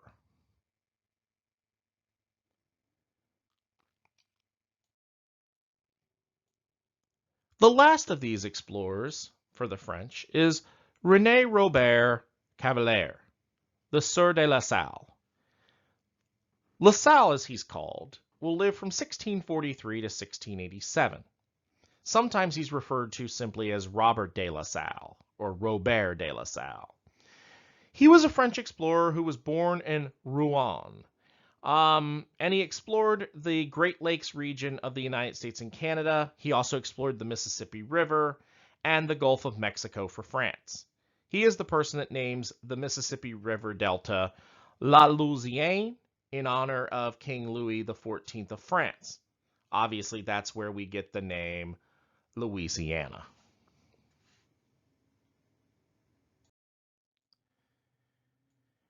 In 1669, De La Salle will travel south, finding the Ohio River. He'll even go as far south, we believe, as present-day Louisville, Kentucky. Then in 1682, he will travel down the Mississippi River. He explores the Delta, which I said before he named La Louisiane in honor of the French king. He also constructed a fort at present-day Memphis, Tennessee.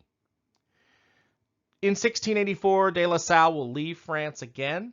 This time, he is told to construct a French colony on the Gulf of Mexico with 4 ships and 300 men. The expedition will have to deal with Spanish pirates, poor navigation, and hostile natives.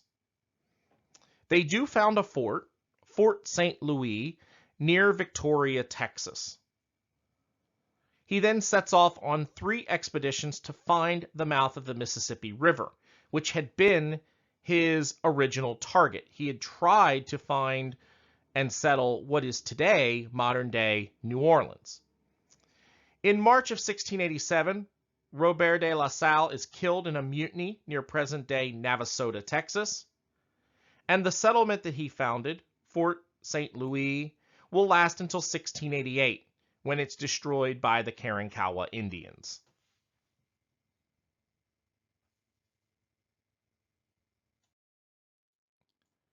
Here is an artist representation of what it was like when De La Salle arrived off the Texas coast and set up his settlement, Fort St. Louis, near present-day Victoria, Texas.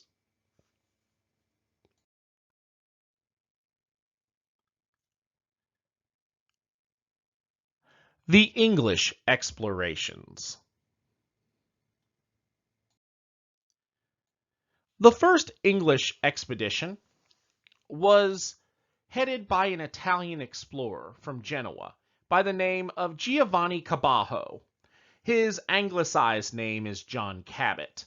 And John Cabot will live from approximately 1450 to approximately 1499. And Henry VII, who had had a chance of hiring Christopher Columbus to do an expedition for the English, decided that he was going to get his own expedition here in the late 1490s. And so he hires John Cabot to be the commander of this expedition. And there will be 3 expeditions, which allow John Cabot to become the first European to encounter North America since the Norse. And these voyages would give England and later Great Britain a claim to North America over the Spanish. In 1497, an expedition set sail from Bristol. It did become lost, ran low on supplies, and had to return to England. The following year, though, an expedition again set sail from Bristol. This time it crosses the Atlantic. It lands in Newfoundland, and they will explore present-day Canada and the United States. They then return, and the following year, in 1499, an expedition will set sail from Bristol. Unfortunately, we don't know what happened to Cabot on this voyage. One ship is damaged in a storm. It returns to Bristol a few weeks later. The rest of the expedition is never heard from again.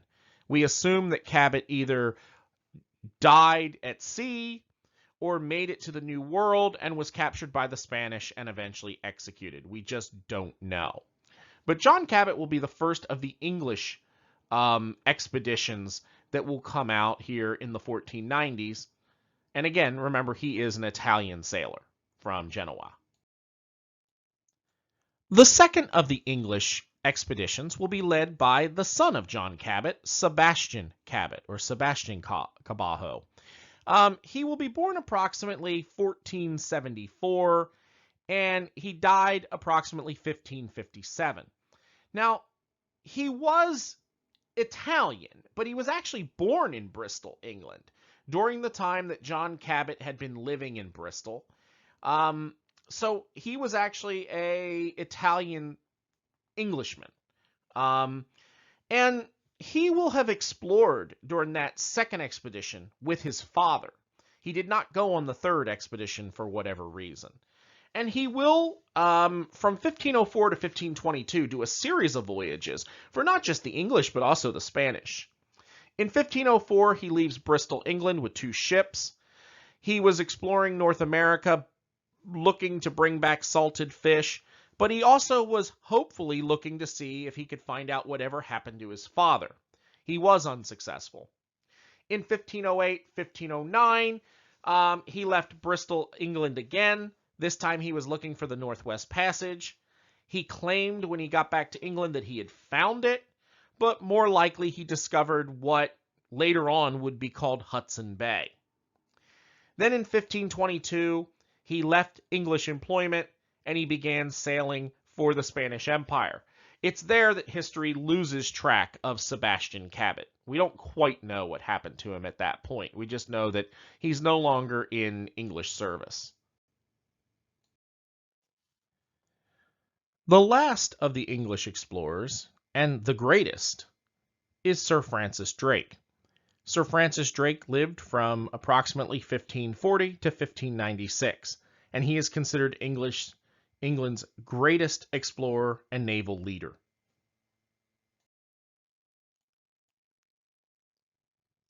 In 1577, Queen Elizabeth I will approve an expedition to explore the world, and Sir Francis Drake will leave Plymouth aboard the ship the Pelican, which he will rename the Golden Hind. He also takes with him 4 other ships with approximately 164 men. By the end of 1577, he arrives at San Julian in Argentina. In 1578, he will enter the Pacific Ocean. He discovers what he names Elizabeth Island.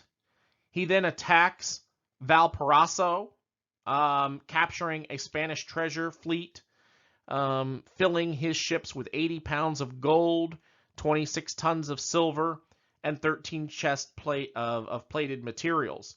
Where did this stuff come from? Obviously, it came from the Incan Empire.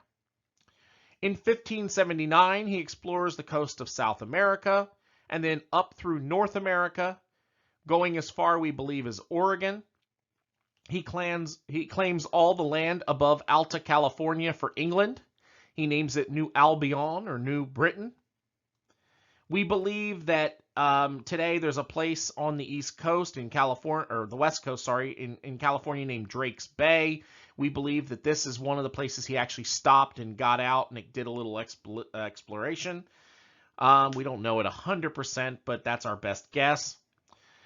In 1580, he returns to England, successfully circumnavigating the world. He is the first person to sail around the world on purpose, and he was rewarded for this trip by the Queen. She gave him a portrait of herself, she gave him a jewel, and she gave him a knighthood. hence why I keep referring to him as Sir Francis Drake.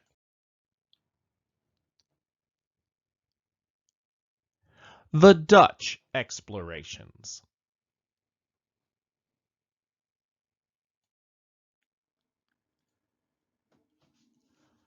The first of the Dutch explorers was actually an English explorer by the name of Henry Hudson. Henry Hudson was born approximately 1560 and died in 1611. Prior to sailing for the Dutch, we talked about him because he sailed for the English. And in 1607, he's hired by the English company to find the Northwest Passage aboard the Hopewell, but he's unsuccessful. And he goes out of service from the English, and in 1609 ends up working for the Dutch. This time, the Dutch East India Company will hire him to find the Northwest Passage. He leaves Amsterdam in April of 1609 aboard the ship the Half Moon. He sails west. He arrives on July 2nd off the Grand Banks, off Newfoundland. From then until mid-July, he explores the coast of Nova Scotia. And then in July of August, he explores as far south, we believe, as the Chesapeake Bay. He explores the Delaware Bay, the North River, which we now call the Hudson River in his honor. He sails up it as far north as present-day Albany. He sets up a trading post with natives, proving that there was some lucrative fur trading network here, that a colony or a trading post could be profitable. He also gives the Dutch a land claim to the Mid-Atlantic region, which will be very important during the colonization period. Here is a picture of Henry Hudson during this expedition. We believe that this would have been by the depiction of the Native Americans, these would have been northern North American Indians, probably when he was in Nova Scotia. You can see that his ship, the Half Moon, is there, and canoes full of Indians are coming out to greet him. So it was either during Nova Scotia, or it could have possibly been present-day Albany. They're the same type of Indians. It was mostly the Iroquois Confederation, and they did use canoes. So either one would have been possible, but by the landscape, I would say it's probably more likely Nova Scotia. In 1610, Henry Hudson is going to be rehired by the English. This time he's going to work for the East India Company and the Virginia Company. And from 1610 to 1611, he is tasked with finding the Northwest Passage, which he did not find when he was sailing for the Dutch aboard the Half Moon. This time he will be given a new ship by the English, called the Discovery. He'll now explore the bay, which we now have named for him, called the Hudson Bay. And after spending the winter stuck in ice, his crew finally mutinies. They set him, his teenage son, and 7 members of the crew who refused to join them adrift in a small boat, and they're never seen from again. Most likely, we believe they died of exposure in the harsh Canadian winter. So Henry Hudson will perish here approximately 1611 due to a mutiny by his crew. And here are the voyages of Henry Hudson. You can see that first one that happened in 1609 for the Dutch, where he explored the Mid-Atlantic region, parts of Canada. That is in the red. And then in the bluish purple up north, that is the 1610-1611 expedition to find the Northwest Passage. And of course, obviously, it shows where he was set adrift. Now, again, I said he died in the winter. What I meant by that is that he was set adrift in June 1611, in what we would consider summer. But obviously, without transportation, without shelter, he would have died that following year. So we tend to believe he didn't die immediately upon being set adrift by the mutineers, he probably ended up dying along with his companions in sometime in November, December of 1611. He may have even survived into 1612 a little bit, but assuredly they would have died during that very cold northern Canada winter in the Hudson Bay region. So most likely, as I said before, Henry Hudson did die in the winter of 1611 or winter of 1612.